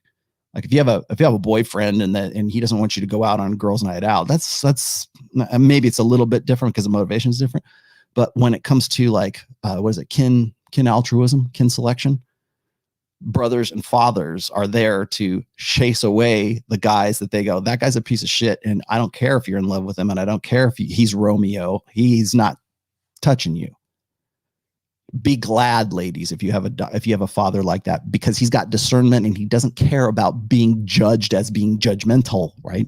He doesn't care about your assessments. He's looking out for your best interest. And guess what? Now you have to do it, because we've so devalued masculinity. We've so devalued conventional masculinity and everything's toxic. And imagine dad saying, you know what? I don't want you to get these drunken hookups with in these same night lays. What's this Tinder shit? Why are you on Tinder? Imagine you have a guy or your brother, even. It doesn't have to be your dad. It could just be a concerned male member of your family who at least shares half of your genetics and says, what are you doing with these pieces of shit? Oh, you're being judgmental. You're toxically masculine. Yeah, well, here we are 4 years later, and she's like, "Oh, well, look at me when I was a little kid. Let me jerk your emotions a little bit. Let's do a tear jerker here. Let me appeal to your emotions. You want to talk about leading with emotions? Remember we talked about that earlier? Here it is. Here you go. It's not about the fundamental mechanics of it. It's not about that. Well, if I keep doing this, I'm going to really end up with a really bad guy. It's not that. Oh, look at me. I got to protect me because nobody else did. Lead with emotion. Here I am. Like if I'm her dad, I'm like, what the fuck are you doing? I have said exactly the same thing to my daughter. What the fuck are you doing? No, I don't like that guy. No, I'm not going to have anything to do with that guy. No, you don't get my approval.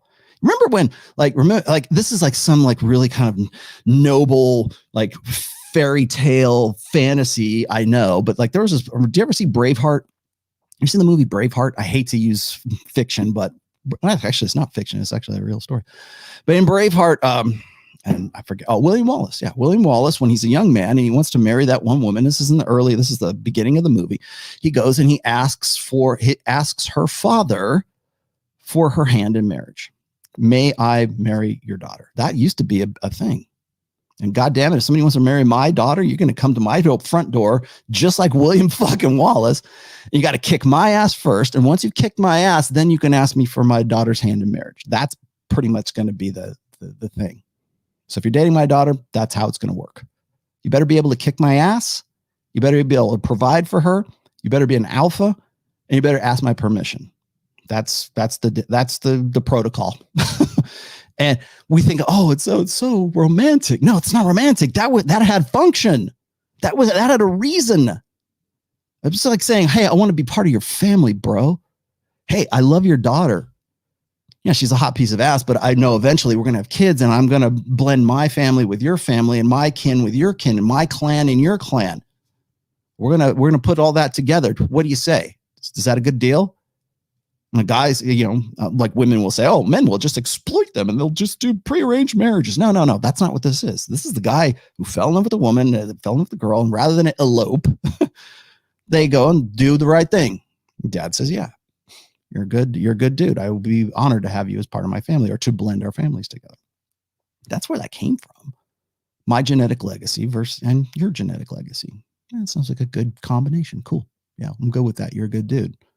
I'll go to war with you. I'll go, I'll have a family. I'll sit across from you at Thanksgiving, right? What'd you say? Irish Alpha, again, thank you for the 20 euros. Rollo's take on abortion as a fail-safe and a reproductive choice is 100%. A beta's baby suddenly puts the woman's health at risk. a Bezos baby, the health concerns are resolved with prenatal vitamins and yoga. Yeah, well, hold that thought. I know I said hold on, but we're coming to that. Let's keep going here. Or would I demand that she be taken out to dinner? Demand. Would I demand that she be shown off to your friends and kissed in public and taken care of in the daytime? You notice the choice of words here. Now, I hate to go all neuro-linguistic programming on you and all that shit, but notice the choice of words here. I demand. Should I demand that you? No, because if that guy doesn't want to do that, that's not desire. She's negotiating desire is actually what she's doing. She's just the opposite way. Most guys will try to negotiate desire with a woman. This is a woman trying to negotiate the desire with a guy who's ostensibly anyways good enough to fuck, because that's what she's complaining about. She's complaining about being a booty call. And Lord knows I've had at least 4 of those in my lifetime. You know what a booty call is? Here, I'm going to explain to you what a booty call is. A booty call is exactly the same. Ladies, if you're watching this, I hope you are. I don't know how many of you are out there. If you're watching this right now, being a booty call is exactly like being in the friend zone. It's the analogy. It's analogous. It's the parallel to being in the friend zone. Because what is a booty call? It is 100% sex. It's all sex and no emotional investment. That's what it is.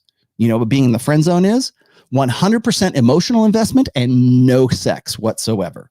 It's the exact opposite of it. That's the difference between a booty call and, that's the similarities between a booty call and being in the friend zone. Congratulations, you're complaining about being in the friend zone. So what do you tell guys that are in the friend zone? Get out of the friend zone. Stop doing that. Stop investing in that person, because it's not going anywhere. And you're not a bad person for saying, thanks, but no thanks. I have enough friends. Do the same thing. Ladies, if you're sick of being a booty call and being in hookup culture, it's not the guy's fault. It's your fault for being in there. I would say the exact same thing to a guy if he was in the friend zone. So don't give me this tearjerker bullshit about, oh, it's not good enough for her. I would demand dinner.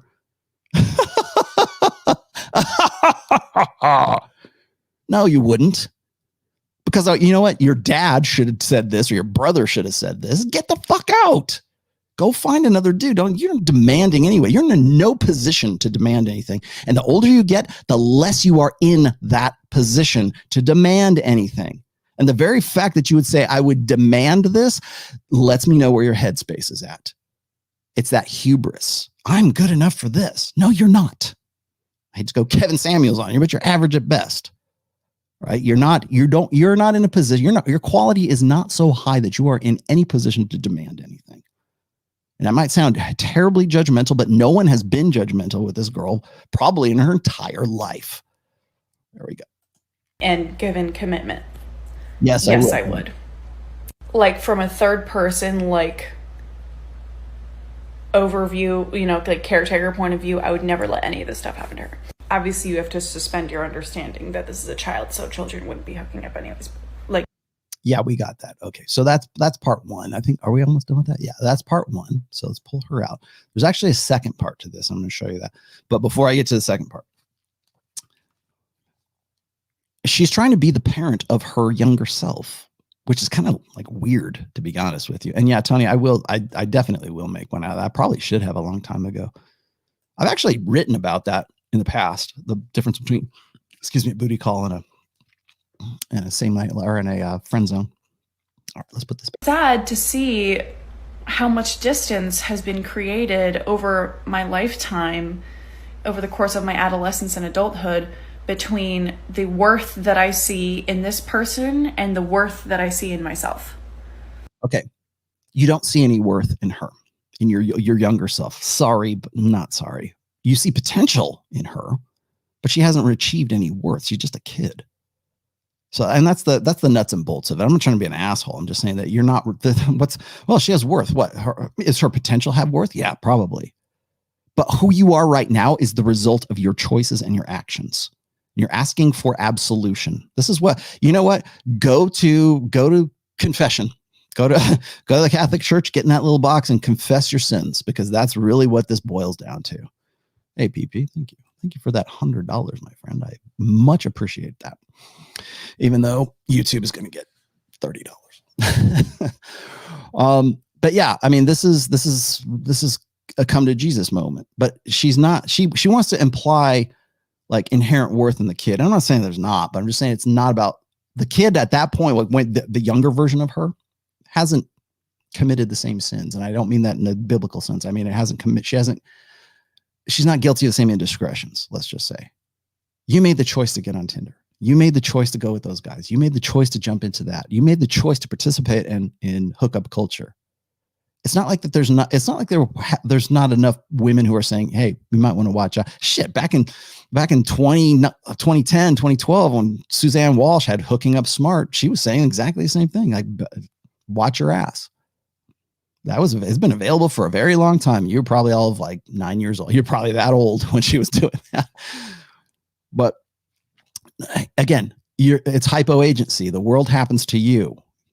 And then when it happens to you and shit hits the fan, then you want absolution from that. That's really what this is. It's an absolution. And you're looking to the secular church of non-judgmentalism to go, it's okay. I'm your mom. I've never been judgmental of you, like that, like clickbait, right? Like that girl and that woman and the mom. Oh, mom, it's okay. You know, we're on Planet Fitness, right? It's the judgment-free zone. Oops, wait, put that back. And I think hookup culture, especially in the messages that we receive about ourselves in hookup culture, has exacerbated that difference. So, all right, so that's it right there. So I'm going to pull her. Let me get these out of here. I'm going to flush these out because this is where the real meat of the matter is today. So that's number one. Number two is this: does hookup culture even exist? And why do I call it a cope? Well, when women make bad decisions, they need a fail-safe. They need a scapegoat. They need something. They need a way out. It's society. It's men. It's my bastard dad who left us when we were kids. It's whatever. It's never, I made a bad choice and I need to own my freaking actions. That's what we expect from men. We say that all the time. We say that all the time. Like, oh, you need to own your actions. You need to own it, man, bro. In fact, we're supposed to like have more respect for a guy who owns his failures. That's funny. Like you're not supposed to like celebrate. If you celebrate your success, you're suddenly arrogant and cocky. But like if you don't own your failures, then you're just like this piece of shit, right? Like you need to own up, man. We don't have that. So that you talk about separate standards of justice for men and women. There's one right there. It's okay. Don't worry. I'm not. I've never judged you. It's Planet Fitness. This is the Planet Fitness episode. Congratulations. I should be sponsored by Planet Fitness. Would you say, Rollo, how is it not naturalistic fallacy to justify men hooking up while at the same time criticizing women for it? How do I defend male sexuality? Okay, well, you are completely misinterpreting the naturalistic fallacy. Okay, naturalistic fallacy is this, is that anything that is natural is necessarily good. That is, and I mentioned this in the religion episode. The naturalistic fallacy is that anything is natural is good. I'm not saying it's natural is good. I'm just saying it is. Okay. The results of the choices that person made, we can decide whether those are good or those are bad, but they're still the results no matter what they are. How you decide to interpret those is up to you. However, the naturalistic fallacy is something like this, right? It's like, well, I don't want any GMOs, right? And if it's organically grown, it must be better. No, I mean, it's like, no, here's a better example. You watch a cheetah run down a gazelle on the African savannah, right? And it sucks to be the gazelle, but the cheetah's got to eat too. Is it evil? Is the cheetah? Oh, the cheetah's evil. No, it just is what it is. That's the difference. So the naturalistic fallacy is this: is that whatever is inherently natural should be good. And we keep coming back to that over and over and over again. I'm not saying whatever, like, correct me if I'm wrong, or like if you took it this way, then don't take it this way. But just because it is doesn't necessarily mean it's right or it's wrong. I'm not making judgment calls here. I'm just saying, well, it is what it is. Okay.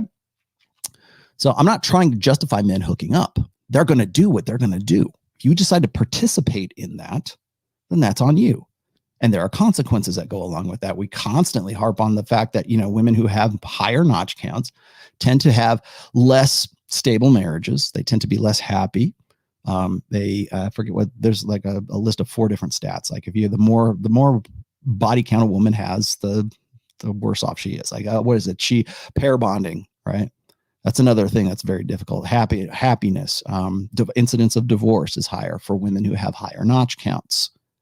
That we see the data. It's hard. I think I've shown it on this show several times. I don't have it ready, but I could show it to you.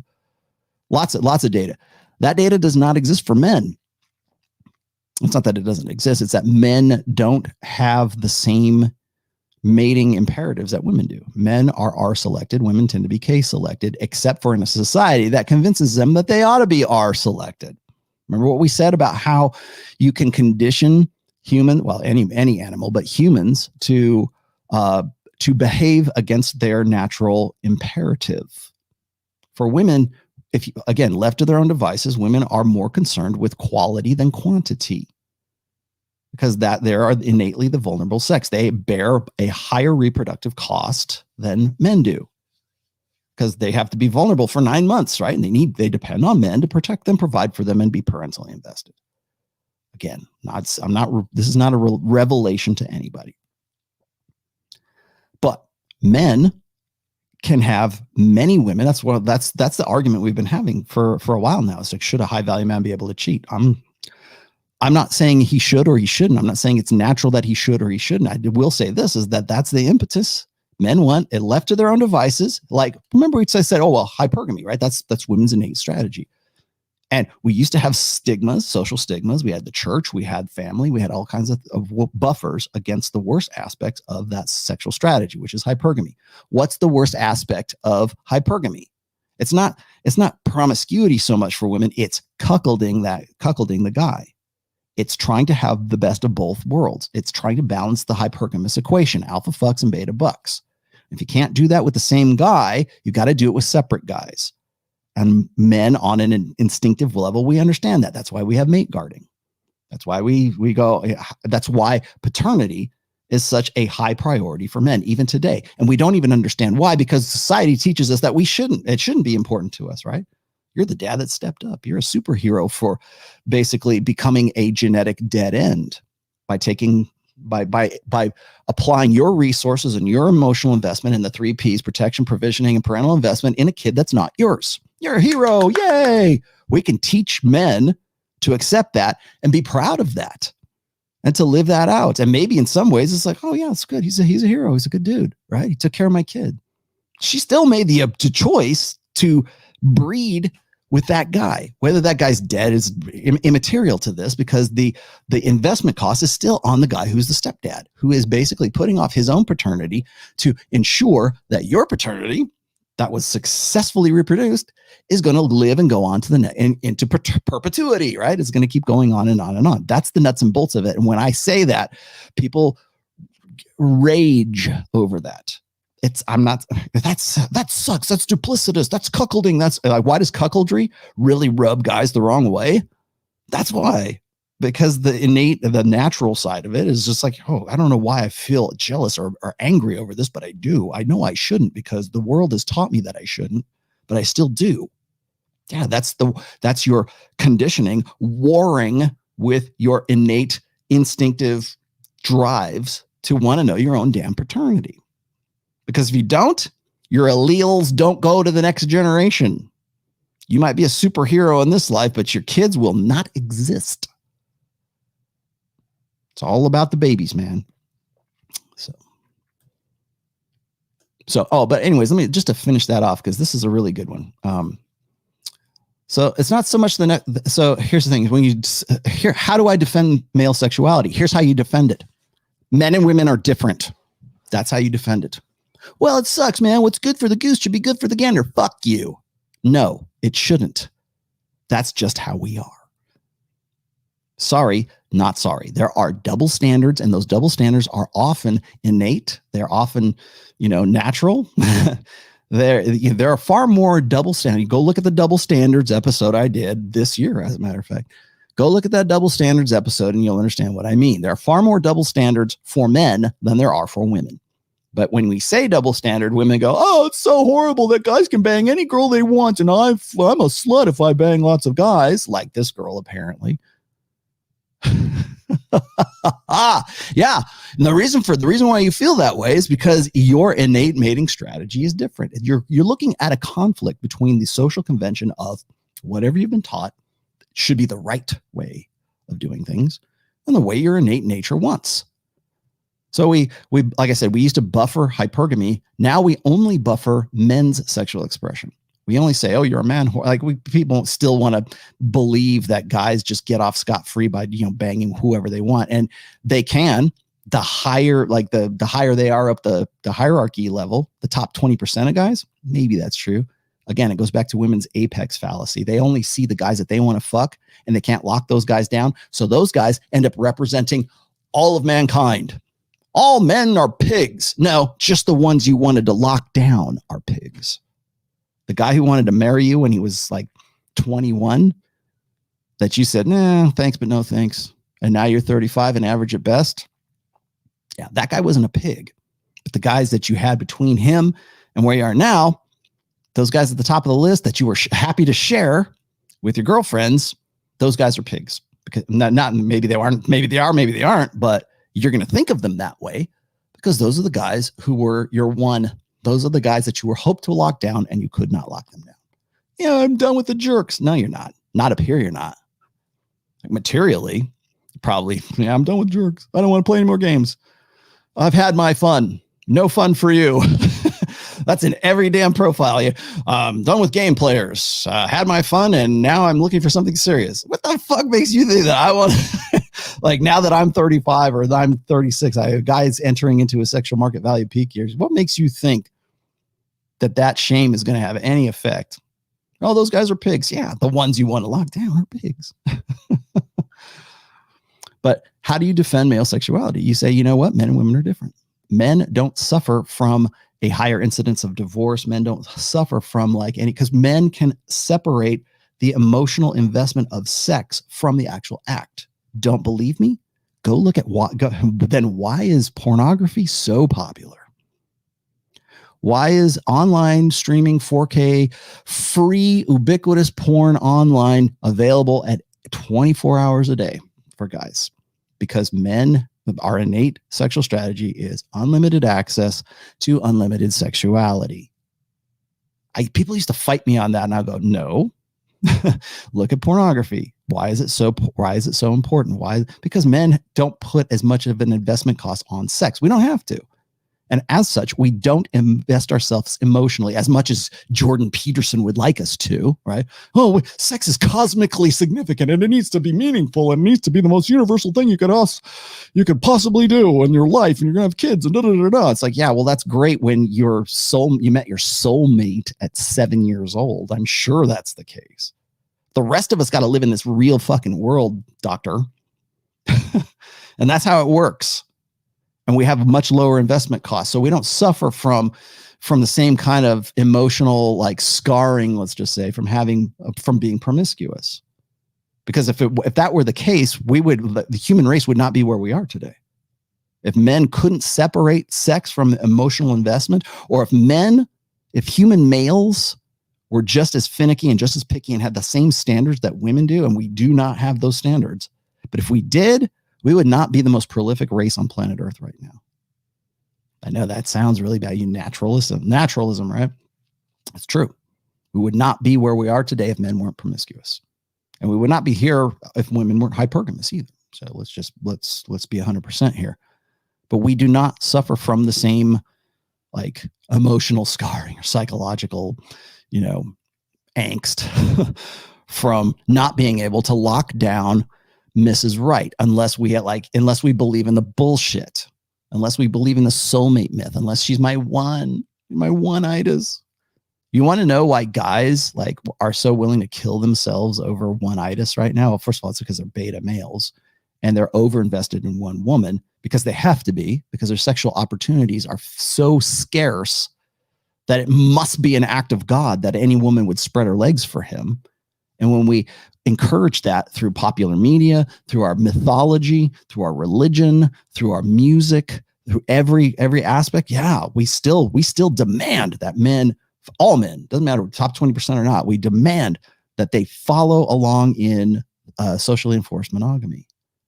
Women can be selective. She's just exercising her prerogative. It's her prerogative. The woman's prerogative is to change her mind. Ever heard that?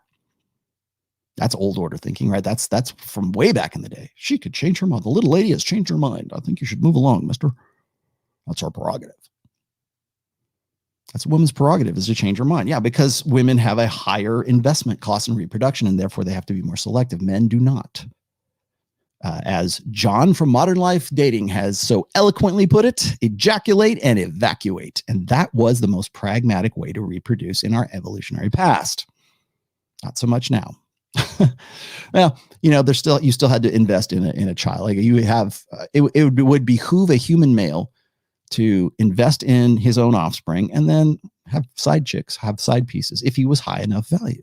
That's where all that argument comes from, by the way. A man deserves to cheat. Can he? But why do women love a man that could cheat? Because he's high value. Now there's other chicks that want to bang him. That's why guys want to be him. Well, I guess I better suck his dick. I guess I better keep him around. You want to know why post-marital sex is still a thing, like post-birth sex is a thing? Because that's what keeps the guy invested. Ladies, hear me out on this. If you're not banging your husband, if you're not banging the father of your child on a regular basis, if you're not like taking care of, if he don't get his medicine, if you're not taking care of him, you're going against your evolutionary imperatives, which is I need to keep this guy around and parentally invested in this child and in this family. He's going to provide, he's going to protect, he's going to be parentally invested. Birth fathers are far more invested than stepfathers are. And a matter of fact, I think it's like 100 times higher, the incidence of sexual and physical and violent, emotional abuse by step parents, or the guy that mommy moved in after daddy moved out. That guy's far more likely to abuse your kids. But yet, you make your own damn money. proud of yourself, right? How do you defend male sexuality? Just say this. Men and women are different. Oh, that sounds horrible. It only sounds horrible and only sounds unfair if you're starting from the position of blank slate equalism. It only sounds like what's good for the goose is good for the gander. You know where that comes from? Blank slate. Oh, we're all equal. No, we're not. I am not you and you are not me. Certainly not male or female, right? What was it? What's that? The new MMA guy who like competed in the women's league and just like went and just kicked ass. We are not equal, ladies. Sorry, not sorry. And that's part of it. Sometimes it sucks to be you, and sometimes it sucks to be us. I'm not saying one is superior. I'm not saying anybody's better or anybody's worse. It just depends on what the challenge is. If you get in the MMA fighting octagon with a guy and you're a girl, odds are that guy has much more upper body strength than you do. Or wrestling for that matter. Bruno Pato. Thank you, my friend. Oh, man, we got to put that back up there. I love that Av. That's awesome. All right. So now we're going to move on to part 2 here. T said this. Thank you, T. Also said, sorry, it slipped by me. I am 35 years old. I'm short. I don't make a lot of money. Girls aren't attracted to me. Why shouldn't I just kill myself? What am I alive for? Don't troll me, dude. Don't troll me. Why are you, if that's the case, then why are you here? Why are you on here? What do you hope for? Okay. So we've already talked about hookup culture. I'm going to show you why hookup culture. Actually, let's tear that down real quick. I'm going to tear down hookup culture for you once and for all right now. All right. This is from the General Survey Study of 2019. I think it came out in 2019. And I am going to actually put it up here. Where did it go? There it is. All right. Can you see that? I think you can see that. All right. These are the stats that I dragged out. You probably have already seen these, most likely. This is from research that was done it got all the way to 2018. I think the stats came out in 2019. You've seen this a million times. If you're in the manosphere, you already know what these are. Okay. This is from the General Social Survey. This is the Washington Post, but it's actually the General Social Survey of the United States that did this. Young male virginity is on the rise. Share of men under age 30 who report 0 female sex partners. Zero female sex partners since they turned 18. From 2008 to 2018. Look at that jump, my friends. Okay, this is what black pill and MGTOW guys always like to say. Oh, see, the juices are worth the squeeze. No, it is definitely confirmation of the Pareto principle that we've been talking about really since the early 2000s. It's not that, by the way, let me clarify that for you guys too. It's not that 20% of guys are having sex with 80% of the women as people want to misquote constantly. No, it's this, is women, 100% of women want to get with the top 20% of guys. The Pareto principle is this, is that there's an 80-20 differential between men and women. 80%, and I will show you the stats here in just a moment. 80% of women or 80% of men are unattractive to women. And there's several different research studies that have shown this. There's probably, I think the most recent one was 2020, but there are several different data sets, let's just say, that show that women are more interested in the top 20%. So if that's the case, who are okay, black pill guys, here's your chance. Here's your moment of glory. So if you're in hookup culture, who are women getting with? Who do they want? Statistically speaking, well, we're going to find that out here in just a moment too. Oh, look at that.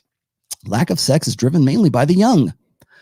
Percent reporting no sex in the past year. Now, this is men and women, okay? Rates of no sex amongst adults over age 60 have consistently hovered around 50% and are not shown here, just so you know. So the old timers, I'm sorry. Hey, I'm still good. I'm still in this. I'm still in this cohort. Okay, so we can see what's going on here. This is the 18 to 29. So Generation Z are not getting laid. Does that sound to you? Does that sound to you like there's a hookup culture? If there is, It's a pretty one-sided hookup culture, and certainly since 2008 to 2018, and within that decade, within that 10-year span. Does that sound to you like there's a hookup culture? Because somebody's having sex. Women are definitely having sex. I'm going to read to you the data from that too. Boy, this is going to be a lot of fun. So now we're going to destroy hookup culture. Sorry. Here we go. And this is a really good one too. Okay. Young men driving the decline in sex. Share of men and women between the ages of 18 and 30 reporting no sex in the past year. Okay. This is just for the year. Okay. So these are the different years from 2008 to 2018. Now, for women, it has gone up a little bit. So let's just not go too crazy, but it has gone up far more for men than it has for women.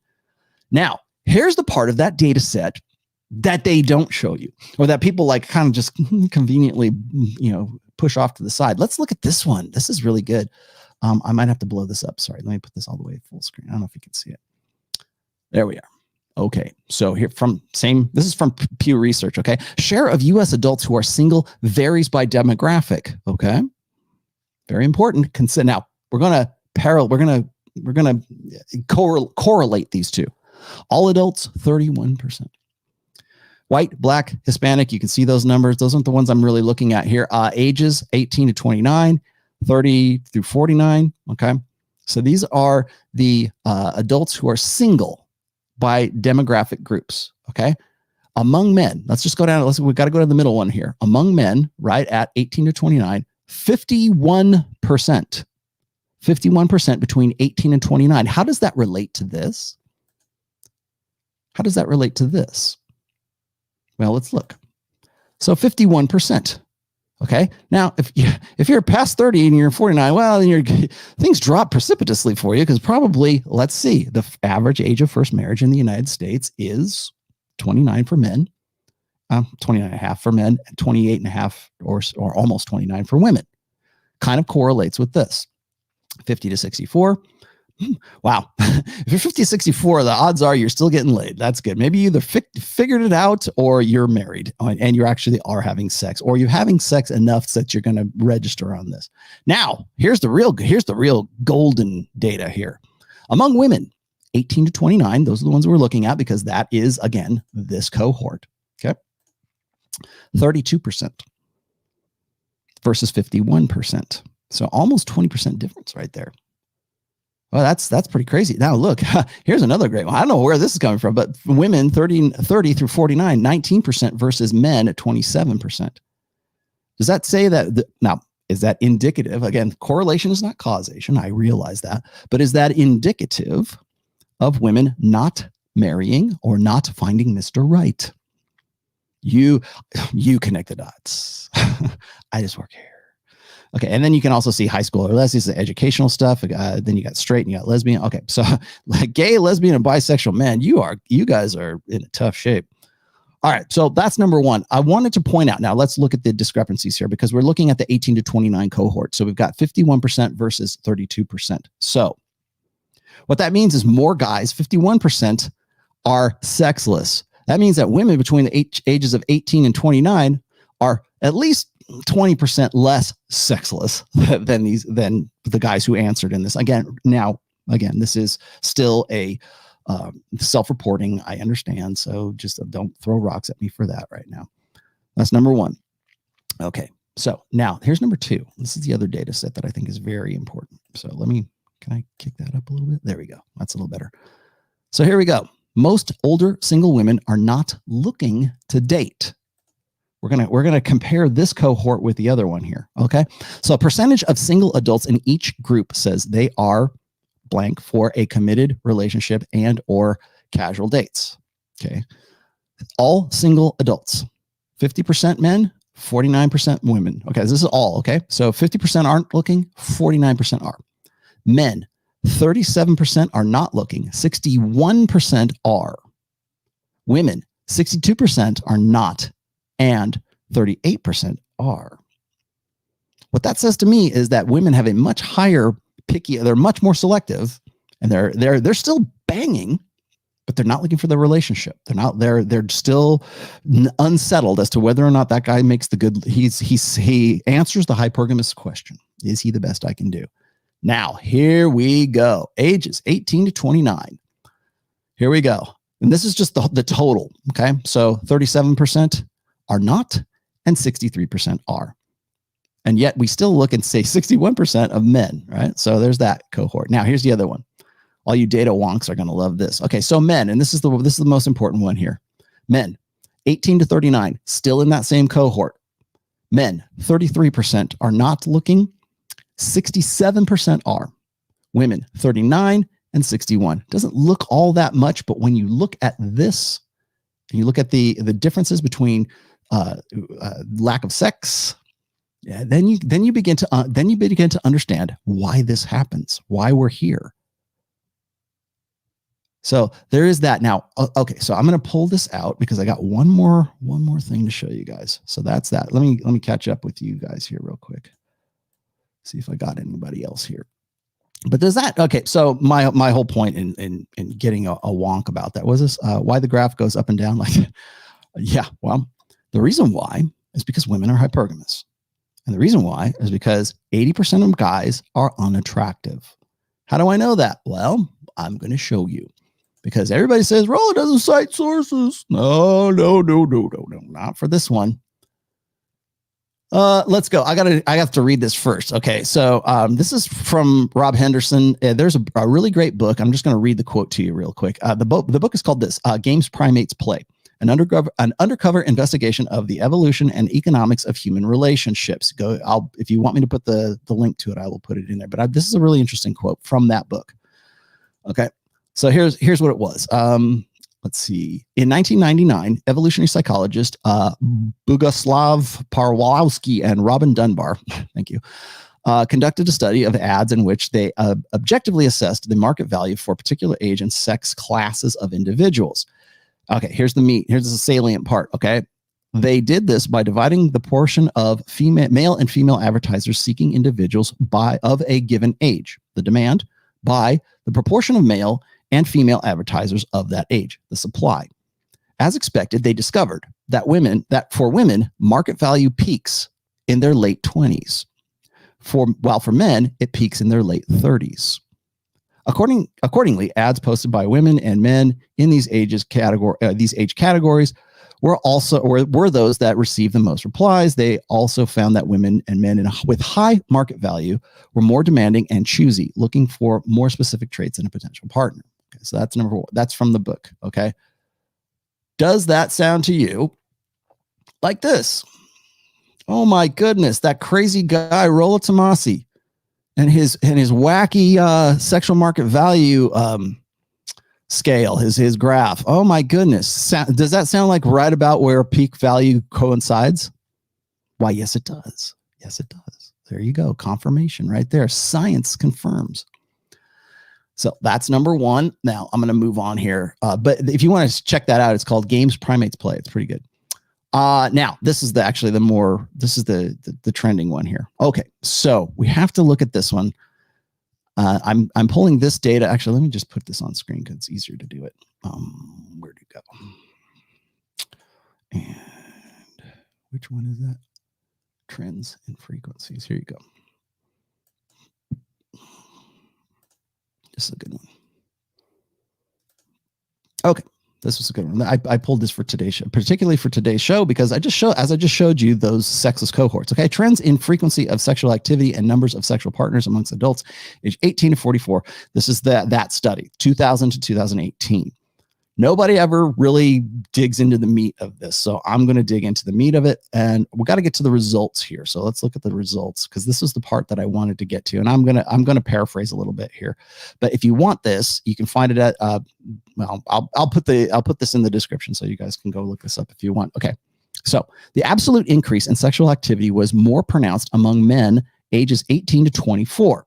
In this age group, the proportions of those reporting weekly or more sexual activity and those reporting one sexual partner decreased. Among the ages 25 to 34, sexual inactivity doubled from 7% to 14%. And weekly or more sexual activity decreased from 65% to 50.3%. In men aged 35 to 44, sexual inactivity was largely unchanged during the study, where periods or period, there's a study period, whereas a sexual frequency of 1 to 3 times per month increased slightly, and weekly or more sexual activity increased from 61% to 49%. Okay, got that. Now, here's the part where I wanted to get to. Among women, the distribution of sexual activity in the total age range remained stable during the study period. Digest that for a moment, okay?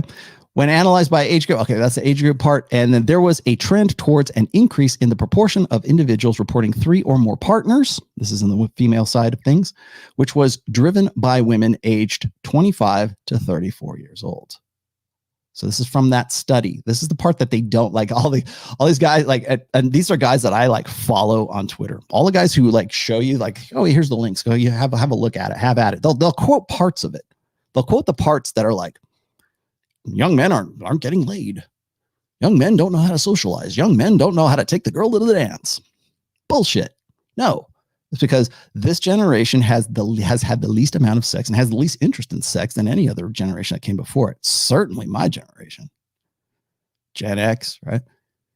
So, but it's never been easier, or I should say this, it's never been like for women anyways, the incidence of having sex, whatever, has either stayed the same or it's gone up. For men, sexlessness has drastically gone up. That is not hookup culture. That right there should tell you something about when women fall, like this girl in the video, in the TikTok video, when she falls back on this stuff about, society this and culture that and social constructionism this and blah, blah, blah, right? No, that's you being held accountable by your own actions. And you're upset about it, and right, probably understandably so. But it ain't hookup culture. And it ain't poor guys. No, it's the guys you're selecting. It's the apex fallacy. Once again, it's the guys like men are pigs. Yeah, the ones at the top that you wanted to hook up with and that you thought you could turn from a booty call into the guy who's going to go home and meet your parents and kiss you in public and be official with you on Instagram or Facebook or whatever. And then you get that. It's funny that that's the romantic ideal right now. We're official on Facebook. Oh, did you dump or did you unfollow or ghost or delete all of your old boyfriends? No, but we're official on Instagram. I remember, and you guys can correct me if I'm wrong here, but I think there was like a trend or a hashtag or something where it's like women would not make guys official unless they put a ring on their finger or unless there was like some sort of real investment. And even then they weren't like deleting their old boyfriend. They were still using them as like Instagram boyfriends. So the advertising, the opportunism, the sexual opportunism for women doesn't stop. So if this girl who's complaining about hookup culture really feels bad and really wants to get with a good guy, then is she still on Instagram? Is she still on Tinder? Is she still using these things? Or is she trying to do it the old fashioned way? So let's see. I had some other data sets here. I don't think that I need to get to some of these, but these are some really good. Oh, this was a really good one. So this is sort of in the news today that I wanted to put up here. And let me go see if I got anybody else. Can you talk about proximate cause of sex? Okay, yeah, I can actually. You want me to? I'll do it right now. Hang on. Anybody else? I got to the graphics. Okay, so here we go. Can you talk about the proximate cause? Okay, so here's the thing. When whatever. When I talk about proximate versus ultimate cause, this is not my words. This is not my lingo. Okay, this is evolutionary psychology. This is evolutionary sociology too, by the way. But and I don't even think it's particular to them, but it's so proximate cause versus ultimate cause. I talked about this earlier on about latent function or latent purposes. So here's a good example. Proximate cause. You go to the club or you go to the beach or whatever, you see a hot chick in her outfit or her swimsuit or whatever, and you go, damn, I want to tap that. I want to get with that. And you start imagining sex with that's the proximate cause. The ultimate cause is reproducing, is reproduction. What is motivating that proximate cause is you want to have babies it's all about the babies. So that's the difference between proximate versus ultimate cause. Now there's other examples that you can use, That's the one that's most easily relatable, I think, for most guys, is the proximate cause of something is I'm hungry and I want to have a big pizza, right? That, oh man, that's great. Pizza sounds good. Well, the ultimate cause of hunger is you need it. You need to eat. That's the whole thing. So you need energy to keep your body going and build muscle, whatever it is that you're doing. That's the ultimate cause. Proximate cause is, can't wait to get that burrito supreme from Taco Bell. All right. Yeah. All right. So here we go. T, what did you say, T? Is it even worth it to try to talk sense into women in order to discourage them from being promiscuous? I hear women have body counts of in the hundreds. Yeah, well, can you? Yes, is it worth it? I don't know. Depends on the chick. Depends on where she is. Okay, give me the context, and I'll be happy to tell you. Right, but probably not. Probably not worth it to even have that conversation with a young woman, unless, of course, you're like, put it this way, T, not with any girl you want to get with. It's that judgment-free zone. Okay. We're Planet Fitness. We're on Planet Fitness right now. So again, what the problem is talking sense into women. That what that presumes is that you're going to be leading and you're going to be appealing to reason. And what's her proximate cause, right? She wants to get laid. She wants to have fun with the hot guy in the foam cannon party. She wants to bang the fireman, right? She wants the hot fireman calendar guy. That's the proximate cause. The ultimate cause is she wants to settle. The ultimate cause is exactly what this girl's complaining about. I can't find a guy to lock down. Where I want a guy who's going to kiss me in public. That's the ultimate cause. Now, are you going to ever convince her to do that? You might. You know what? You might be able to convince that girl. That one that I said, maybe she's in a position right now where she's in such a crisis from such trauma that she might be actually willing to listen to that until such time as she's not. But by and large, appealing to reason is usually a fool's errand for women. I'm not saying you can't. You can, but it's contextual and it's not something that I would necessarily suggest right out the gate. Can women learn to be reasonable? Absolutely. They can, but they don't lead with that.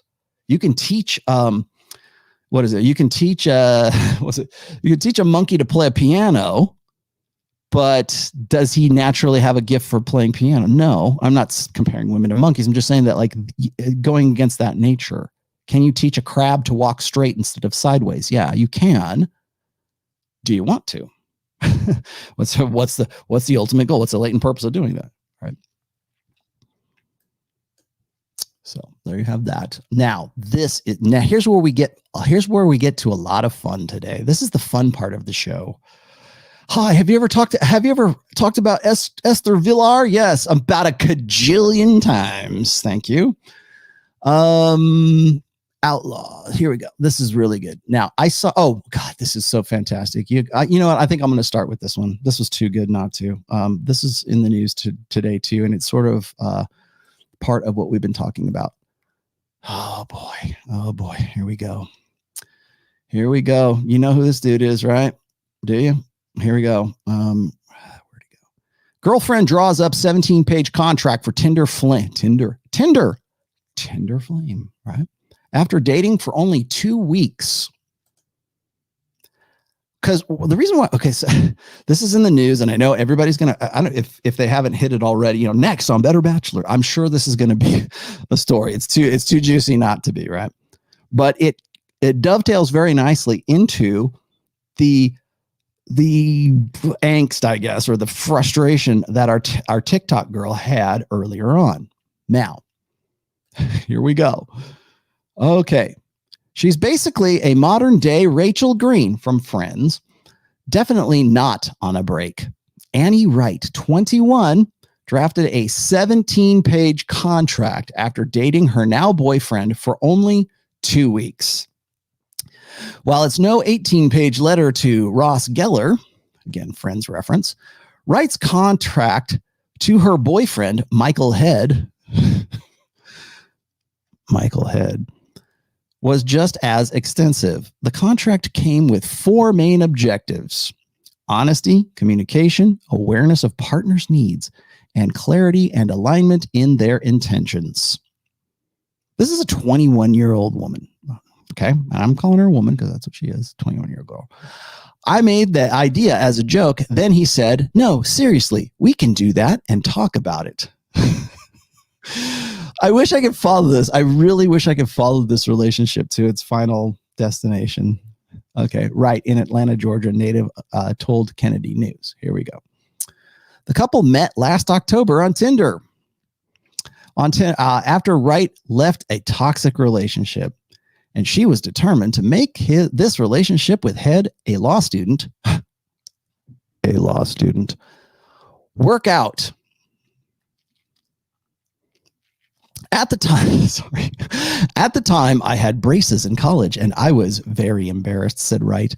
It was also the pandemic time, but I got to the point where I said, screw it. I'm going on dates with guys and don't care anymore. Well, clearly Tinder's the best place to go and say, screw it. I matched with almost anybody on Tinder and would tell my matches, I'm going on a walk with my dog at 2 p.m. today. Are you free? It was a fluke. It was a fluke on Tinder that I met him.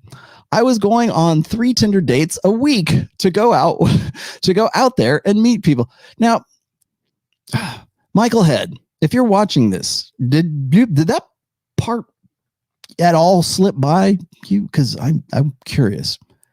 Thankfully, when Wright met Head, they instantly clicked. Oh, law student. He was like, I want us to be boyfriend and girlfriend. Dude. Wright said, in order to be ready for that, we had to lay some serious ground rules. Within the 17-page document, Wright outlined all the expectations for their relationship, which asked Head for no silent treatment, to pay for date nights, and not isolate her from her loved ones. I wonder if Mrs. Wright here, Mrs. Wright and Mr. Head, I wonder if Mrs. Wright has since deleted her Tinder profile and has ghosted the toxic boyfriend on Instagram.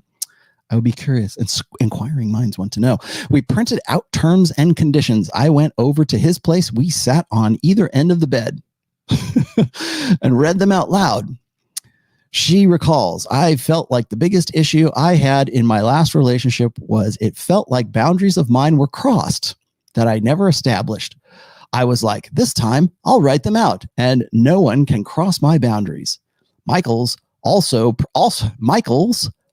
pre-law, so he was pretty keen on the idea of making the contract. No, actually, Michael is a big beta, and he's very keen on signing anything that's going to get him laid. But let's continue. Additionally, she said, for a romantic gesture once every 2 weeks. Does that sound like negotiation of desire? Like this you can't negotiate genuine desire. If you've read my book, you already know that is like one of my key quotes, maxims from 20 years ago. You cannot negotiate genuine desire. This is 17 pages of negotiating desire, Michael Head. Additionally, she said, ask for a romantic gesture once every 2 weeks. You will give me this. Well, what is that? I receive, you receive. Does that sound like for women who will say nobody's owed sex, right? You're never, and I agree, you're never owed sex, right? This sounds like a contract where there's an obligation here. And it certainly seems to be a one-sided obligation at this point. I would like to know what is received on Michael's part. Like, okay, well, if we're gonna make this legalistic, what do I receive? What do I get out of this? Like, why am I'm just, because right now this is an unconscionable contract. There's no upside to this whatsoever. And it work out at least 5 times a week. So now he's got to stay in shape. Well, at least you snuck that one in there. That's good. All right. We treat our relationship almost like a business interaction. Sound like a negotiation to you? I wonder if there was any negotiation involved with the ex-boyfriend. What do you think? Do you think that's possible? Because I don't. maybe I'm pessimist. Roll, you're just a pessimist. Yeah, I'm a pessimist. Almost like a business interaction. No, that's exactly what it is, Mrs. Wright. Wright told the Sun, we deal with conflict like partners in a business would. Okay, so what do I get on my end of the business arrangement here? We say like how many times do I get it? Like what's the payoff here? We sit down and treat it more like partners in life, and love is an added bonus. I see. So love's not the actual focus of it, because that's, you treat it like partners. Clearly that is, and love's just an added bonus. I'm in love with him, but well, we have this contract, and it's a good thing I love him. Clearly something is working for the two of them as they are approaching their anniversary. Oh man, he's been dealing with us for almost a year. Wright joked that her boyfriend will want to add a clause or two of his own. Yeah, like I need a blowjob every week, and I need to be. Look, Your Honor, our negotiations clearly state here in the contract that she's supposed to be fucking me 4 times a week. Now, I'm willing to take a blowjob in the interim, but we have some wiggle room here. But Your Honor, she's not living up to her. But well, we're in love because that's kind of a benefit to it. But what are we going to do about this? Wright joked that her boyfriend will want to add a clause or two of his own, including taking off shoes in his apartment. That's a bonus, okay? Which she always forgets to do. Oh, take off your shoes, you nasty bitch. This has been a game changer, says Wright, who is surprised more couples don't draw up contracts. No, I'm not.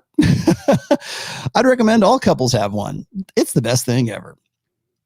But people just fall into relationships, says Wright. This makes me know what I'm signing up for. I live in constant fear of waking up 2 years into a relationship and realizing my partner doesn't have the same life plans as me.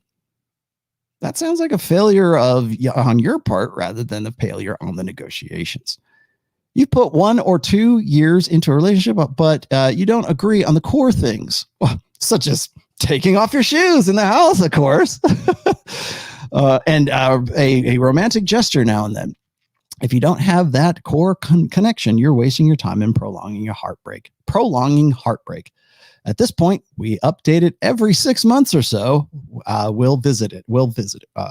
Okay, so yes, this is absolutely ridiculous. But you see what I'm talking about. And guys are eager to jump into this kind of shit. Well, maybe our TikTok girl who living in this hookup. Well, hey, are you avoiding the hookup culture? Clearly not, because you met your boyfriend. You met Michael Head on Tinder. So maybe there is hope for our TikTok girl. Who knows? Maybe she just needs to drop a contract. And everybody's going to go, yeah, he's a chump. He's a simp. He's a beta. Yeah, he is. I would like to see what the stipulations in the contract are for regular sex. Because if we're going to get down to those, we're going to get out into the nitty gritty right there. It seems like it's an all-sided, all once. It's interesting. That's pretty much a marriage contract. There's no implicit sex involved in this. Well, sucks to be you. Oh, you guys. Where did it go? Let's see. Do you know the book? Yeah, Esther Vilar. I do. He said he put her on a pedestal, gave her everything she asked for. Now he's shocked she wants a divorce. Relationship equity didn't pay off. Yeah. Thanks, Drape Tillman. And yes, I will get your books to you. I promise. I remember. Ramsey the Damned says, a good young woman and submissive with a 3 body count, but her past is disgusting me. Should I next? With 3 body count? I don't know. There's guys that are going to tell you need a virgin bride. I don't know. It's up to you. I can't stand the thought of her banging other guys. Well, guess what? Welcome to the 21st century, my friend. Shouldn't I expect her to be a virgin? No, you shouldn't. Now, last but not least, this is really great here. I love that. Well, I got to get to these first. Let me dig into these. These are pretty good. And I'm not going to read all of these because they're not worth reading, but here we go. Let's see. Oh, here it is. This is good. This is so good. This came out this week. Oops, not that one. Wait a minute. That's not the one I want. It's the other one. That's a good one. That came out actually before, but that's a addendum to this one. Here we go. Oops. There we go. And that was this one. There we go. This is so good. I love this one. Oh, that's not it. Wait, that's it. Okay. This was really good. This is so anyways, today there was or excuse me, not today. I didn't have, I thought I had this already queued up. I guess I don't. So women are less likely to care about condoms with attractive men. That's what this is from 2019. In California, they just passed a law that said it is illegal for men, and of course they're going to blame this on men. It's illegal for men to do what's called stealthing, right? Which is pulling off the condom without your partner's consent. Now, I think really that rule could be applied to women because it's usually women that are pulling off the condom. Like stealthing is not stealthing; it's stealthing. Oh yeah, I'm going to pull it off. Let me stealthing. Oh, suddenly it feels different. It's hitting differently. Did you just stealth me? How dare you? Well, if we go back to that's 2021, right? California has decided that they're going to make it a criminal offense to stealth, which is to pull off the condom while you're in mid-coitus and to have sex with your significant other without a condom on. Now, I would argue that stealthing is actually a niche of porn right now, but maybe that's just me, according to Sterling Cooper. But anyways, yeah. So sex without a condom. Oh, wow. Okay. Yeah. Well, if you take it off and suddenly you run that risk without consent, then are you now guilty of rape? Well, let's go to 2019 study that says women are less likely to care about condoms with attractive men. Why is ROLLO throwing this out to us right now? Well, the reason I'm putting this out there is not because it's in the news. It's something that's recent. And there's actually several studies on this. I've got another data set here from PLOS on one. Does attractiveness influence condom use intentions in women who have sex with men? Well, why does that make any difference? Because when it comes to attractive men, as I was saying before, we're living in the age of Tinder. We're living in the age of unfettered hypergamy. So when women get that chance to have sex with a high value men, they are less likely to want that guy to wear a condom. However, in the state of California, if she's having sex with a guy who is wearing a condom at that time, well, if he takes it off, he's now a rapist. Sounds to me like the guys who will be having a condom on are not necessarily the alpha males that women want to say, don't worry, I want to feel you, right? So when we look at quote unquote hookup culture, who is fostering hookup culture? Is it the guys? Because women are far less likely to want to use a condom with guys who are more attractive, i.e. alpha males, guys that they're getting into. Why did ROLLO throw up the Michael Head and Mrs. Right story? Well, because women make rules, in some cases, 17-page contracts for betas. They break rules for alphas. Don't wear the condom. If you're a beta male and you take it off without consent, then now you're a rapist. Does that sound like there is a hookup culture? Does that sound like it's men's fault for all this? Does that sound, well, men, yeah, you couldn't keep your dick in your pants. Okay, well, there's that aspect, but guess whose dick is coming out of the pants? It's not the 80% of guys that women rate as being unattractive and don't want to have sex with at all. It's not those guys that they can lock those guys down. They can do it in a 17-page contract. That's not a problem whatsoever. Apparently, that's not a problem whatsoever with a law student. That's not. I had a toxic relationship at 21. You had a toxic really? What, your high school sweetheart didn't want you to be on Instagram? What rules did Miss Wright break for the guy who was in the toxic relationship? Women break rules for alphas. They make rules and negotiate desire with beta males. Leave the condom on. If you take it off and I didn't tell you to, you're a rapist and I'm going to take you, you're going to jail. That's why. Last but not least, here we go. And maybe this is ancillary to all this, but you got to see this. So we have all agreed socially that virginity is a state of being before having sex. We all agree on that. That's why it's a social construct. And there are lots of things that are social constructs, like time or government. Time is not a social construct, dear. Well, we say the planet goes around the sun. I don't know if maybe that's too empirical for you, but it takes a whole year, like a period of time, to go around the sun. And that's how we mark time. And we've been doing it. Oh, I don't know since the ancient Greeks, right? How long have we been marking time? It's just a social song. Okay. Religion, gender, masculinity or femininity. And the thing about I'm sorry, this sounds like ASMR shit, but bear with me. What a social construct is that it is made up. It's not representing something that is real. Well, actually, there are things that are real that social constructs try to describe, yes, but they are. And the reason I threw this up here is because people keep asking me, "Oh, well, what's this social constructionism?" This is a very good example of that, and it fits into nicely to what we're talking about here, because she wants to, in some way, conflate virginity with being a social construct. And yes, is it? Can it be? Yeah, it's described socially. We have social constructs that are, like as you were saying before, when we're talking about hypergamy, we're looking at the buffers on that, the concept of virginity, the concept of it, not the actual physical fact, not the actual, have you had sex or haven't you had sex? I've had sex. Okay, you're not a virgin. Next. 2 + 2 = 4. No. 2 + 2 sometimes equals 5. It just depends on what we say it is. No, it doesn't. And we all choose as a culture to participate in it or not. And what I'm saying is virginity is something that we can challenge. We don't have to accept this social construct, especially because it's rude. Have you had dick or have you had not dick? Have you not had dick? One or the other, A or B? Give me the answer. That's not a hard question.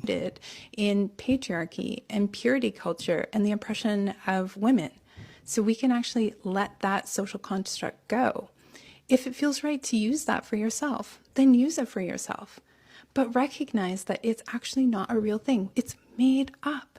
So here's the thing. Purity culture was so invested in the idea of virginity, that like the construct of virginity, that they tried to prove it in a physical way by saying that the hymen is an indicator of whether or not someone is a virgin. And that's just simply not true. And so we need to remember that there's no physical evidence of whether or not someone is a virgin. It's a social construct. It's something we made up, and therefore it's something you can decide if it's validating for you or not. You can call yourself a virgin or not, or you can completely ditch the idea altogether. Can I call myself a moonbeam too? Can I do that? Let me keep going here. Social constructs are important. They're not bad things. Some of them really give us a sense of identity, but we get to decide whether or not they work for us. We get to choose that. And so later, like earlier, I was talking about, let me pull this out of here. So first and foremost, you want to talk about virginity? Let's talk about virginity. Okay. Have you had sex or have you not had sex? Yes or no? That's really what it boils down to. Oh, well, sometimes the hymen can be broken if the girl is riding horseback and she's 14 years old. Okay. Oh, you're right. Sorry. There is physical evidence, though. It's called a baby. It's not hard. It's not hard to figure that one out. Are you a virgin or you're not a virgin? Okay. Now, but what she does talk about here, and this is the last point I wanted to get to today, is that when we talk about social construction, I'm not saying that there isn't such a thing as social constructions, social constructs. It's when we base our entire understanding of reality on those social constructs, which is what she's already conflating here. And you notice the backwards rationalization. The social construct comes before the physical. And that's what a lot of women, that you want to know why women get hookup culture or not, why women get into this not the judgment-free zone or get into the sort of leading with emotions kind of first. It's because what they do is they take that social construct, which is the idea of social constructionism, as the primary tenet of reality. Okay, So don't judge me. Don't judge me. Well, the judgment side of that is actually a social construct. You've got to be able to determine whether this person is full of shit or they're not full of shit. So there, yes, we need actually more judgmentalism, I would argue, today. However, you'll notice that she's beginning from social constructionism, and then she kind of backwards rationalizes the physical side. Whereas in an empirical argument, we say if a woman has had sex with a guy, she is no longer a virgin. Same with a guy. A guy has sex, he's no longer a virgin. It was a delineation. Is there a social construct that sprouted from that? Yes. Yes, of course. But we have to go, okay, well, why was that important? Why was virginity so important that we had to create a social construct around the idea of being a virgin or not being a virgin? Now, she wanted to say, oh, it's purity culture. Why is she bringing that up? Because she wants to be in the judgment-free Planet Fitness zone.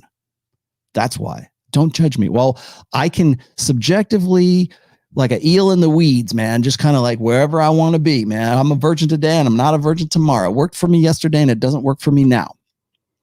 That's social constructionism right there. It's very convenient. We can define terms and we define a reality based on social constructs, or the blank slate for that matter, which are old order, outdated, failed memes. And the fact that we're still clinging to this shit right now is, you want to know, you enjoy the decline, you know, oh, look at all these degenerates and everything else. It's because we're still clinging to old order memes like this one that are convenient. I'll say moral relativism, but it is like, reality relativism is what it is. So why is that? Why would it be important for a woman to be a virgin? Well, because men are interested in paternity. Who do they have the best chance of passing their genes on to? Who's the least likely to cuckold a guy? The woman who has remained a virgin in the Forbidden City for her entire life. She was there since she was 14 or 12 years old, right? And she's 20, and now she can have babies. She's never known a man. Virgin birth, right? She's a virgin, right? She's had the test. She's never known a man, and here it is. She's the best. That's why guys want to hold out for a virgin bride. And we can look at the statistics. Women who have only ever had one partner, notch count one. My husband, have more stable marriages, have a lower incidence of divorce, report a higher happiness in their thing. Now, I'm not making this is not me making a judgment call here. You guys get to decide what you think is right, what you think is wrong. I think honestly that expecting a woman to be a virgin today is ludicrous. It's untenable. But I do understand why that exists. I do understand why men would want a virgin. It makes sense because I have the highest certainty of paternity.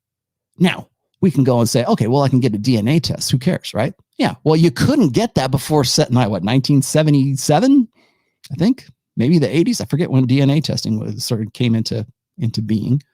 But prior to that, you had to take a woman's word, whether or not the kid was yours, whether you're being cuckolded. And that is a biological evolutionary imperative for men.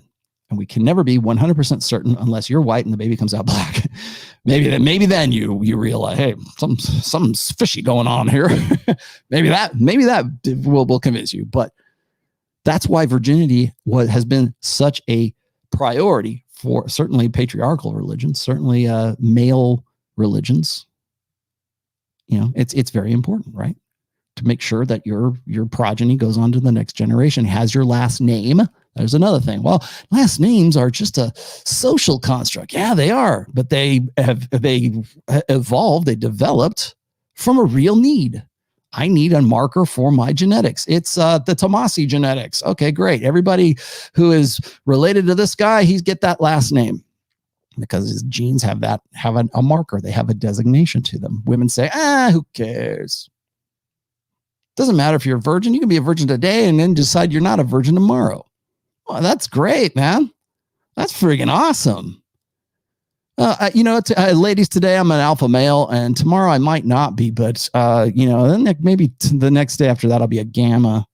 Yeah. It doesn't matter. I'm making it up as I go along, and you're supposed to follow along and respect my pronouns and respect my subjective way of defining reality. Fuck you. No, there's an objective empirical reality, and that's really where this comes down to. But so when we look at how subjectively the reason why I brought this up is because there's a convenient subjectivity that goes along with this. As I said before, there's a hypoagency for women. Reality happens to them, and when it does, there has to be we've called this in the past, we've called this the female hamster, right? The hamster spinning, right? It's the rationalization hamster. And that's really what this is right here. Hookup culture, same thing. It might have had some validity in the past. Now it's a cope. Now it's something that is like conveniently applied when a woman is experiencing the bad aspects of her decisions. Abortion. She has a fail-safe. She has a fallback for her bad decisions. Bad reproductive decisions in this case. And what happens when we have that debate? We call it a social construct. Oh, well, men this and men that. We live if men don't have a say in reproduction because they don't have a uterus. That is some like ignorant ass shit. Because that guy is still responsible. Should we say he is? He should still be responsible for the kid. I think he should be. But there it is. If I'm supposed to be responsible, then how come I don't get a say? Well, it's not your body.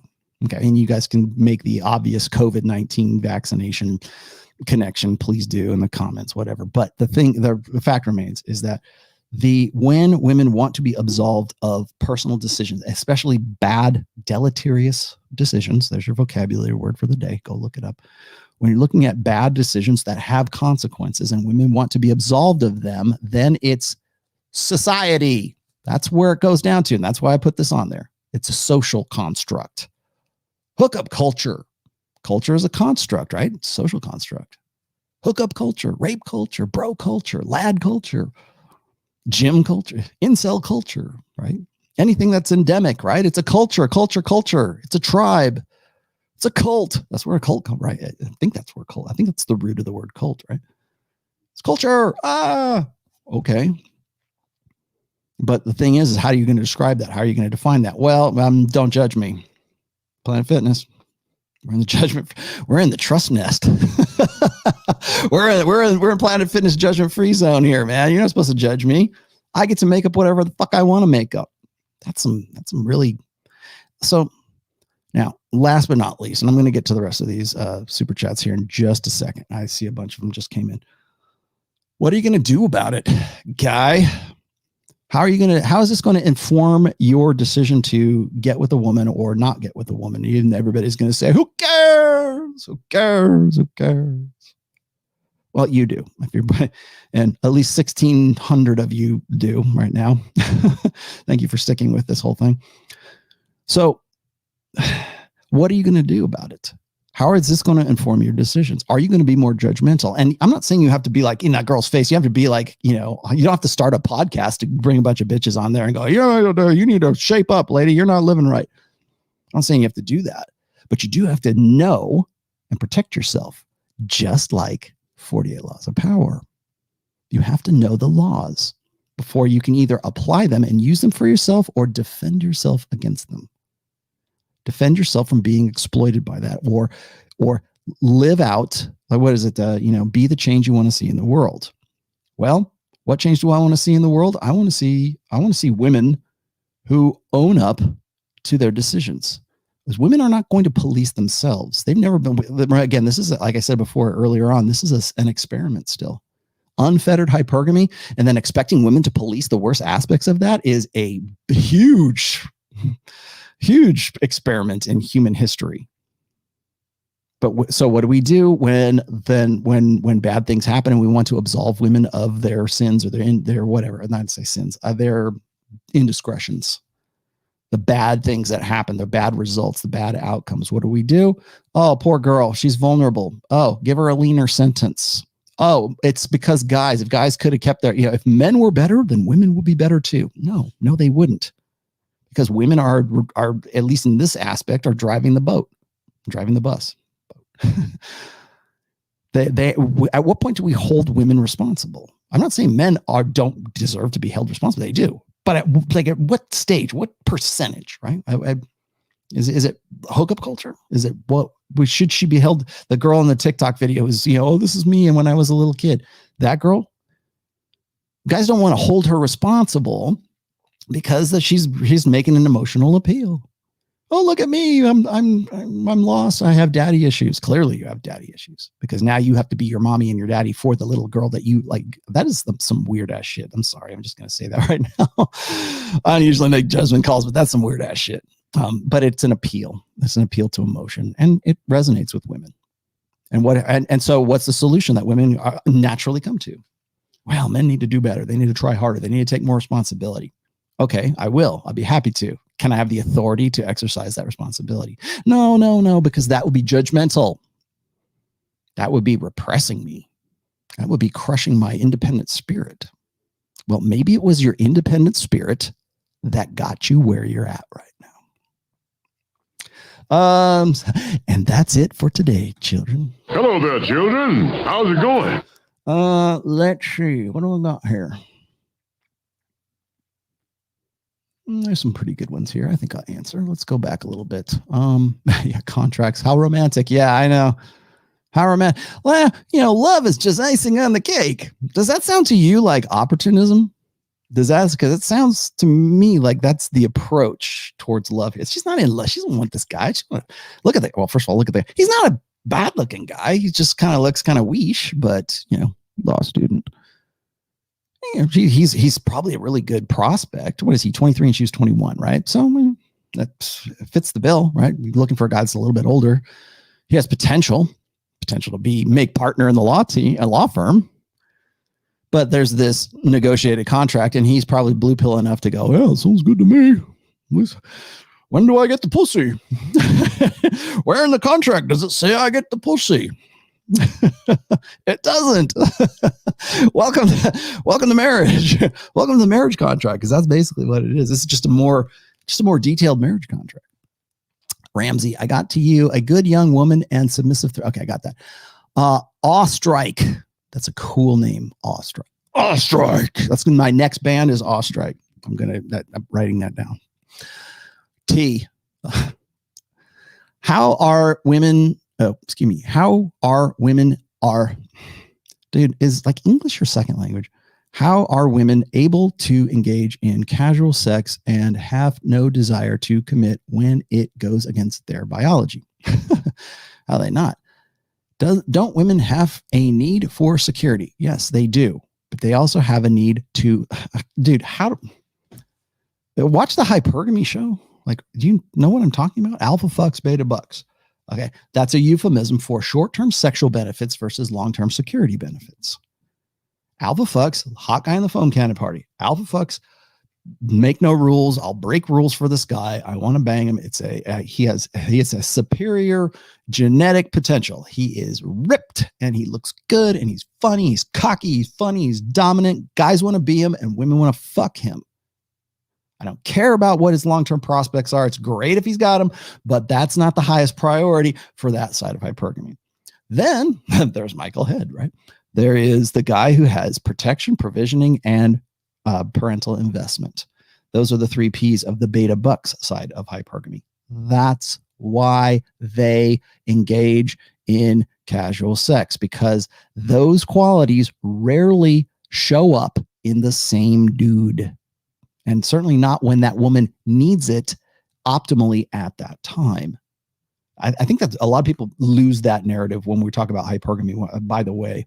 So when here, let me just throw this up real quick, because this is a good example of that. Let me throw that back up there. So obviously you're familiar with this. So if you look at this area right here, right about 23, it's like the peak span years of 15 to 16 years. This is where women's peak declines and men's peak is in its ascent.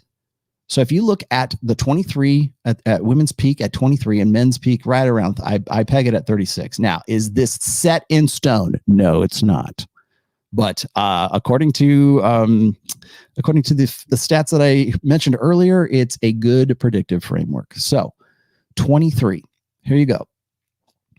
Now, between the ages of 18 and 28, that's when women have their highest fertility. That's when women have their highest potential to, like, their highest form of agency. Women's only real true form of agency is their sexuality.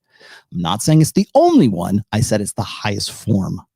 I said that's the one that women all instinctively understand and resort to all the time since time immemorial. Okay, so don't at me, man. So here we go. 23 and men's at 36 right there. See the difference between anyways, right about 30 years old is where those two peaks coincide. The descent for women decays, and for men it's on its ascent. That's why where do you go? Here we go. So that's the difference between those two. So why is it that women are focused primarily? Go read my second book, actually, because there's a timeline in there I get into. The reason why women are primarily focused on alpha fucks during that period is because that's when they need it the most. When women hit the epiphany phase, 29 to 31, that's when they start needing security. Oh, it sounds duplicitous. Yeah, it is. That sounds unfair. Yeah, it is. Just like it's unfair that men can go bang a bunch of women and be a superhero and women turn into sluts, or social construct, right? That's a really great social construct, by the way. How come men can be promiscuous and women, if they're promiscuous, they're sluts? That's a social convention. No, that's pragmatism is what that is. You're a bad bet for my paternity if you're a skank. Doesn't mean I don't want to fuck skanks. I do. I just don't want to marry them. I just don't want to be with it. That, well, that sounds like what's good for the goose is good for the gander. No, we're not blank slates, baby. I'm a man and you're a woman, and that's how things work out. There's advantages for me and there's advantages for you, and there's disadvantages for both of us as well. That might be one of yours. Depends on how we work it out. So that's that. Leo says, Rollo, by letting that social construct chick talk, my IQ has dropped by about 2 points. Yeah. Well, yeah, it has, but it's important to throw stuff like that out there, Leo. I'm sorry to subject you to the ASMR thing, but it's important to sort of look at how people think about like life and like, what's your worldview? What's it founded on? Very few people, their beliefs. Very few people have beliefs that were developed because they read several meta studies from peer-reviewed journals of research and data done over 10, 20 years, independently funded and, peer-reviewed, right, from a major university. Very few people form their beliefs based on that criteria. Very few. Most people base their beliefs on whatever their parents taught them, whatever their learned experiences in life. There's what sounds right, what's, sort of like deductive reasoning.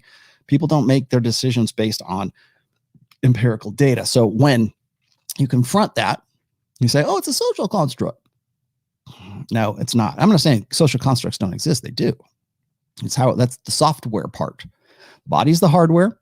Then there's the firmware, your operating system, let's just say, as a man or a woman or whatever your intelligence and everything that you're born with, your sort of psychological profile and your brain architecture. That's firmware. And then there's a software. What did you learn? What's been programmed into the computer that is your gray matter? Triune mind theory. Go look it up on Google. It's a real thing. I'm not pulling this out of my ass.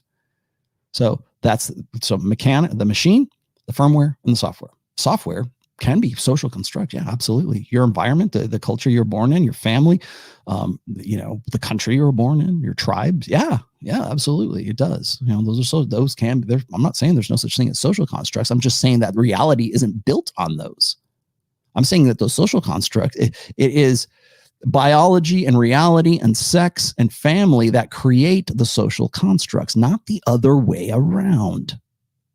And that's the problem, is like when you talk to girls, like we talk to women, like, or men as well, I should say, a feminized mind, a egalitarian, and I'm using it correctly here, when a egalitarian gynocentric way of thinking is always going to start from social constructionism, because that's the easy out.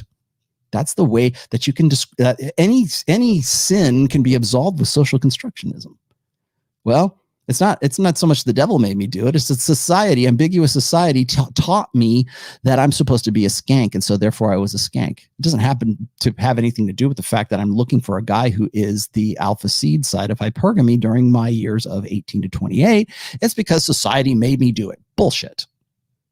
It's because you're wired to want to fuck. And there's really nothing wrong with that. It's just how you go about it that makes it good or bad, or it makes you suffer good results or bad results. But it doesn't absolve you of the fact that your physique and the machine doesn't change. Only your way of thinking, only your hamster, only your rationalization of it changes. And when your reality and your belief sets and everything that constitutes your ego investment is based on the blank slate and social constructionism, you can make up you can identify as anything you want. You can become any gender you want. You're a virgin one on Tuesday and you're not on Friday. Because of social construction, baby. I believed in it last week and now I don't this week. How fucking great is that? Imagine what you can apply that to. Man, how awesome would that be? And women and feminized men get that.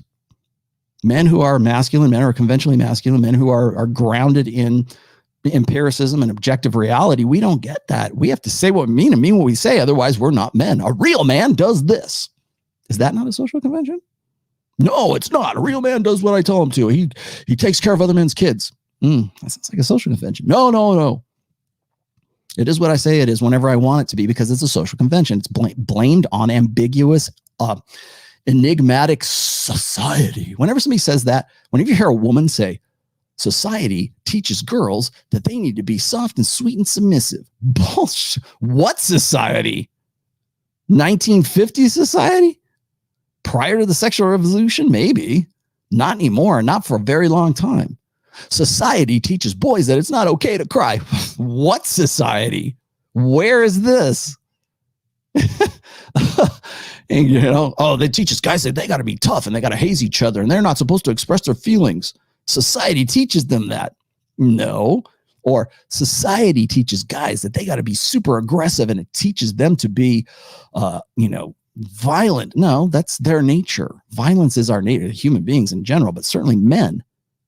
That's what we resort to. We're expressing our emotions with anger, violence, lashing out, aggression. Sure. No. Those are inconvenient. That must be a social convention. Get the fuck out of here.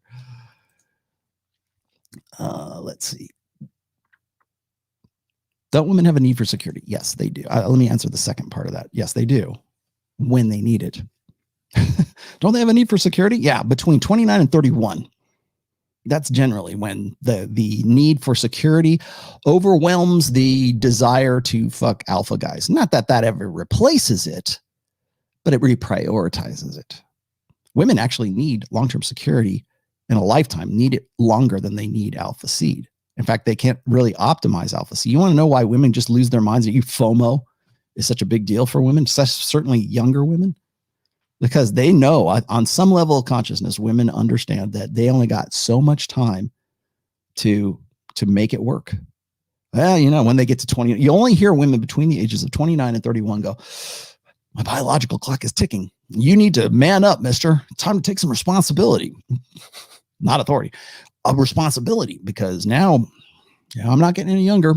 My eggs are drying up. No eggs. Empty egg carton.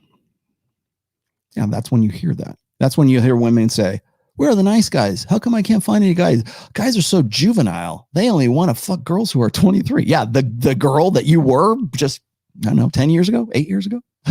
Yeah, they do.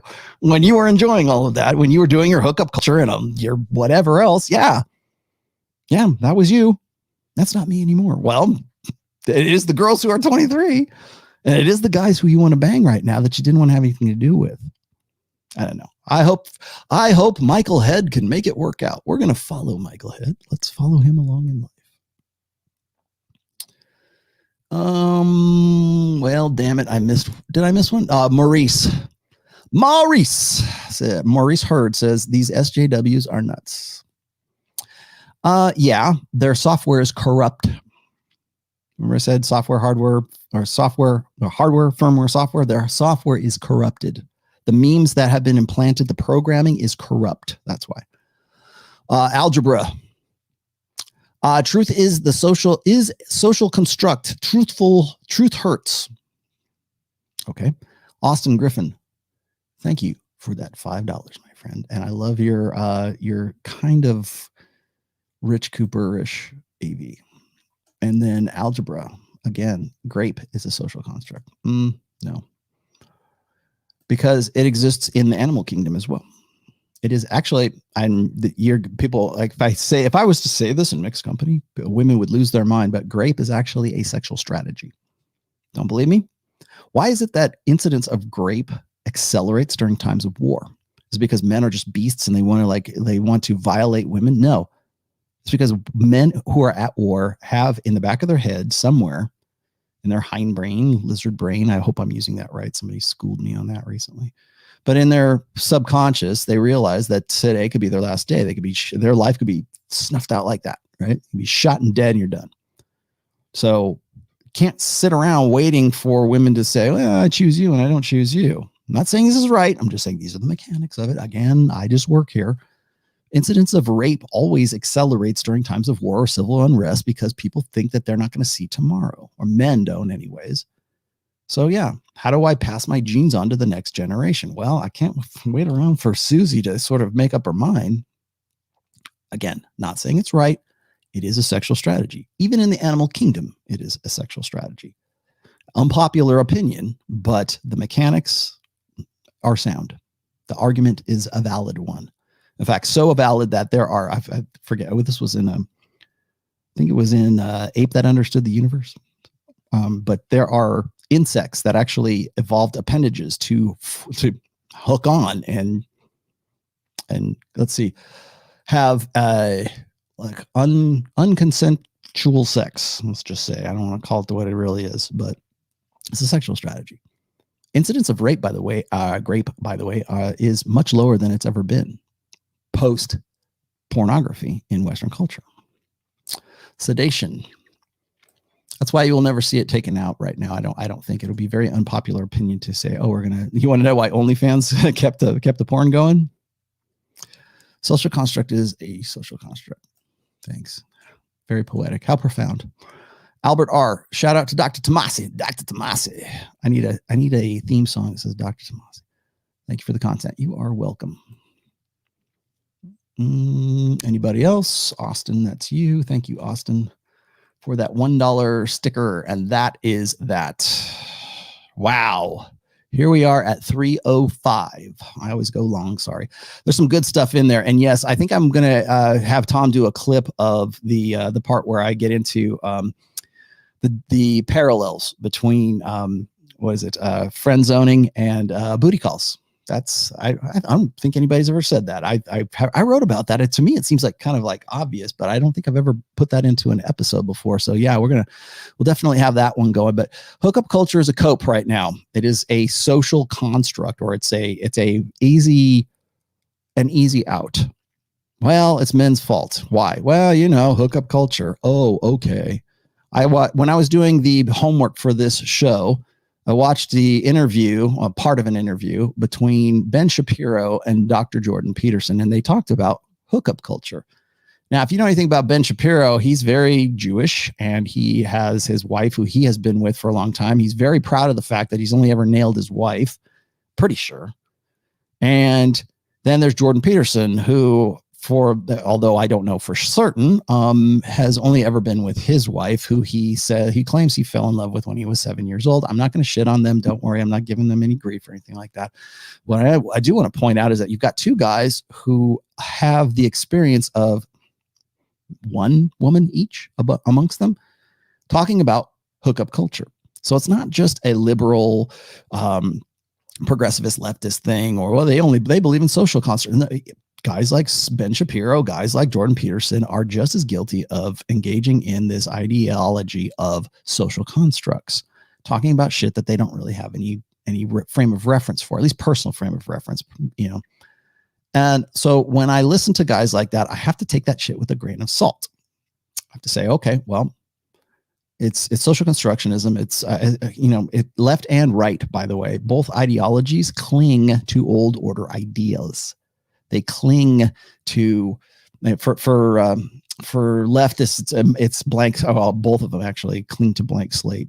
They cling to the blank slate and social constructionism when it's convenient. But for the most part, like progressivists, leftists tend to invest themselves in the myth of the noble savage and, the naturalistic fallacy. Whereas on the right, it's all about the ghost in the machine. separation of spirit and body. Go look those up. I'm not going to get into those today. You really want to learn about them, you will go do. If you're curious, go look them up on Google. That's what it's for.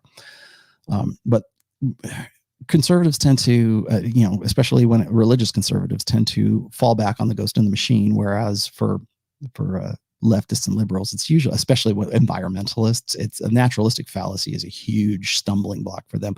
But both of them are invested in the primacy, I should say, of social conventions and the blank slate, because a lot of their ideologies, a lot of their ego investments they hinge the keystone, the foundation of them is hinged on those things, on blank slate and social constructionism. So anyways, so check that out. I will be back on Wednesday with a shorter show, shorter than the 2 hour one I did on religion. I felt I guess I should probably explain that to you guys now that we're here at the end. I did that show not to, I don't even know who these guys are. Honestly, I mispronounced Hasif. I can't remember his name. I mispronounced his now, still mispronouncing his name. I know the guys in the roommates. I've talked about them once before. I know they've been on Fresh and Fit. I had no idea who Ruslan KD was. It just seemed like a good conversation to sort of dig into, because, again, my book on religion covers a lot of the aspects of their conversation that I think that both of them really kind of miss. I'm glad we're having these conversations, but they're, again, where are they beginning from, and what's the ultimate goal of having those conversations? Whose mind are we trying to change here? Are we looking for catharsis? Are we looking for like affirmations of our own belief? Or are we actually trying to help other people with this conversation? So that's why I got into that. The guys who were running me up the flagpole for like not talking about Islam or whatever else, when Hasif or Hafiz or whatever his name was talking about that, dude, I have done those shows. Go look them up. Please do me the courtesy of looking up those shows before you start throwing rocks at me. I'm not trying to be a dick or anything like that. I'm glad you feel passionate about that, but I have talked about those things. It wasn't an oversight or a deliberate oversight. It was just me moving on. That's all. Filipinas. Oh, I like Filipinas. Filipinas living in the Philippines seem to still be feminine, cute, and dainty. They're fooling you. They're tricking you, Charlie Brown. Will that change if I was to move her back to my Western country? Thanks.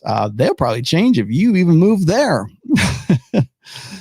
Again, if you can't run game, if you lack social skills in the United States, you're not going to magically develop them in the Philippines or Southeast Asia. So keep that in mind. I'll be back on. Oh, and don't give me webcam girls. What's wrong with you? You know better than that. Bye, Felicia. Yeah. Webcam girls. Oh man, web chat. Oh, look, maybe those are the 10 hookers that I supposedly hooked up at the beginning of this show. So anyways, that's that. Wednesday, I'll be back on. Wednesday, if you are part of the Patreon group, and if you're not part of the Patreon group, I have a new tier on my Patreon. It is at $200 per month. Oh my God, that's a lot. No, it's not. It's for you guys to come in and work and do a conference. I do a once a month conference for 2 hours. And if whatever questions you have, you can talk to me live. I do it on Zoom. I'm doing it on Zoom for now. I might do something different, but I think we've got 5 guys now. Last time we only had 2. We're up to 5 now. So if you want to get on the group conferencing, I'm still hoping this kind of takes off and snowballs, and it seems like it is right now. But you've got to be a Patreon subscriber. So if you want to get in on the conference call, I'm going to do it on 6:00 Eastern time on Wednesday. So if you want to get on the conference call, on the Zoom conference call, you've got to be at the $200 level on the 200 tier. That's the highest one I got. And again, that's just so you have everything. You have access to everything else, but you also have the conference calls. And there's going to be at least 5 guys in there plus myself. So if you say, well, I need one-on-one counseling, but I can't afford it, or ROLLO, he's through the roof. Well, this is why I do this. That's why I do the conference thing. So it's more affordable and you have direct access, and we're doing it for 2 hours and we're all on point. There you go. So if you want to get involved in the council, I still do one-on-one. If you want, I'll be happy to send you my policies and my rates and everything else. But do look into the conference call first, the once a month conferencing, because I could probably help you out. And there's probably dudes that are already in that community that could help you out too. That's what makes it beautiful. That's the beauty of it. So check it out if you want to. Again, it's the $200 tier on my Patreon. And you'll find the link to the Patreon in the description. There you go. Like everything else. And if you like this video, please like the video. Pass it on. Tell your friends. Get the book. I gotta pull a Rich Cooper right now because he's like, oh, okay, here we go. Get the book. That's number one. Book number one. Book 4 is going to be released on Audible this month, likely in the next week. I hope in the next week. They told me 7 to 10 days to approve it. It might be more. I got it. I sent it in for approval on September 3rd. So it should be this week. So if you've been waiting patiently for The Rational Male Religion, my 4th book, which I published back in January, that will be available to you this month. So look for that. I will definitely make a big deal out of it when it's ready to go. There you have it. And yes, I am still working on book 5. I'm in the editing stage. If I keep my nose to the grindstone and I don't jack around too much, I will probably have it done by the end of this month. Even if I got done, I probably wouldn't release it immediately because I want book 4 to take off a little bit more. So with the Audible. So it's like, which big deal do I promote first? So there you have it. A Samurai Flack, you're the last guy. When you mentioned Lost, the show, it reminded me of The Walking Dead. Started out dropping hints and teases of going somewhere or explaining the outbreak, turned into just catharsis and relationships. Yeah, that's because we focus on the character development because we live in a female primary social order. But what is it? What's the main, here, I'll leave you with this. What's the main difference between men and women? Men tend to focus on things. Women tend to focus on people. So when you're looking at a show that is all about character development and like no plot, that's because it's focused. That's because it's intended for women. Women focus on people. There you go. That's it. Haziv. What is it? God damn it. What you just said. Oh, Hafiz. Did you say that? Hafiz. Okay. I promise I will pronounce it correctly from here on out. There you go. All right, guys. Thanks for watching. I appreciate you. I will see you guys later. Bye-bye.